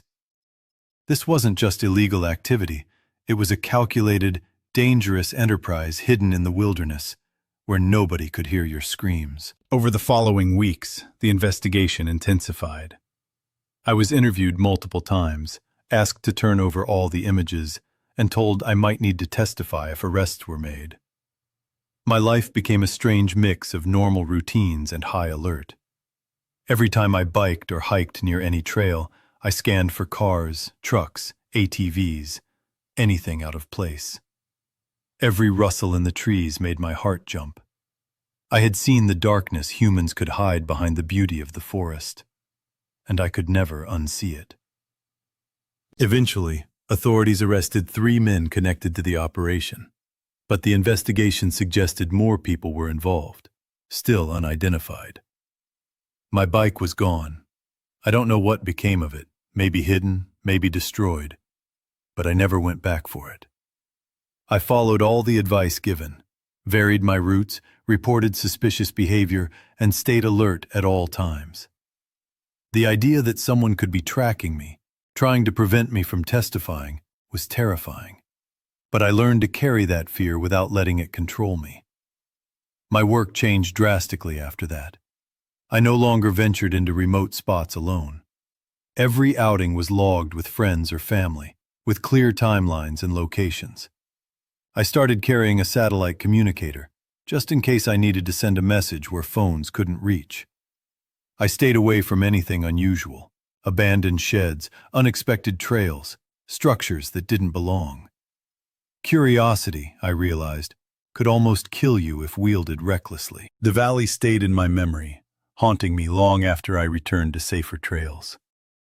The mountains looked different now. Where once I saw only wildflowers and sunlight, I now noticed shadows in the trees, faint traces of human interference in the quiet of the wilderness. It was a beautiful place, yes, but it could also harbor something sinister. Places where criminals could hide in plain sight, exploiting the isolation to operate outside the law. Sometimes, I replay the moment I heard the engine, saw the men, and had to run. The adrenaline, the terror, the raw instinct to survive, it's burned into me. I think about what could have happened if I hadn't spotted the path to hide, if my leg had caught on a root, if the forest had swallowed me in darkness before I found the main trail. People disappear in these mountains all the time, and sometimes they're never found. I could have become just another story no one would ever know. I still photograph wildflowers, still chase sunrises and misty valleys, but everything is different now. Every quiet moment in the forest carries a tension I didn't know before. I know the wilderness is not just home to birds, bears, or blooming trilliums. It's home to people who exploit its remoteness. People who hide in shadows, who will do anything to protect what they're doing. I've learned the hard way that the biggest danger isn't always a cliff, a storm, or a bear. It's another human being. I've carried that lesson into every hike and ride since. I stay on known trails. I tell friends where I'll be. I take extra precautions that seem extreme, but have saved me from fear and danger more than once. And yet, there's a stubborn part of me that refuses to stop working, refuses to stop capturing the mountains. Because they are still stunning. The sunlight on a creek, the first trilliums of spring, the way fog rolls down a hollow. These things are worth documenting. But now, I do it with eyes open to the hidden, the threatening, the shadows that lie just beyond the frame. Sometimes, when I'm in a deep valley, when the forest grows still and unnatural quiet falls, I stop. I turn. And I think of those men, the building, the chemical smells, the danger I narrowly avoided. The wilderness, beautiful as it is, holds secrets I will never fully know, and some mysteries are best left untouched. I learned that firsthand. Even now, I sometimes dream about that valley. The locked door, the generator humming inside, the figures unloading boxes, the cold air thick with the chemical bite. I can still feel the pounding of my heart as I crashed through the laurel, the pain in my legs as I ran. It is burned into my memory. And every time I go out to photograph or explore, I carry a strange mix of awe and caution, joy and fear. The Appalachian wilderness is vast, gorgeous, and sometimes deadly. It can cradle you in beauty while hiding horrors you would never suspect. That day changed me. I see the wilderness not just as a canvas for my work, but as a place where human darkness can thrive, where isolation protects people capable of terrifying things. And I will not forget. I will not ignore the lessons learned. I will not let curiosity alone be my guide. Because curiosity nearly cost me my life. And in those mountains, there are things far more dangerous than you can ever imagine. Now, every ride, every hike, every photo is done with respect. For the beauty, yes, but also for the shadows, for the people who hide there, and for the memory of the terror I survived. The mountains hold wonder, but they also hold secrets that aren't meant to be uncovered. I've learned the hard way that being in the wrong place at the wrong time can change everything. And I will always carry that knowledge with me.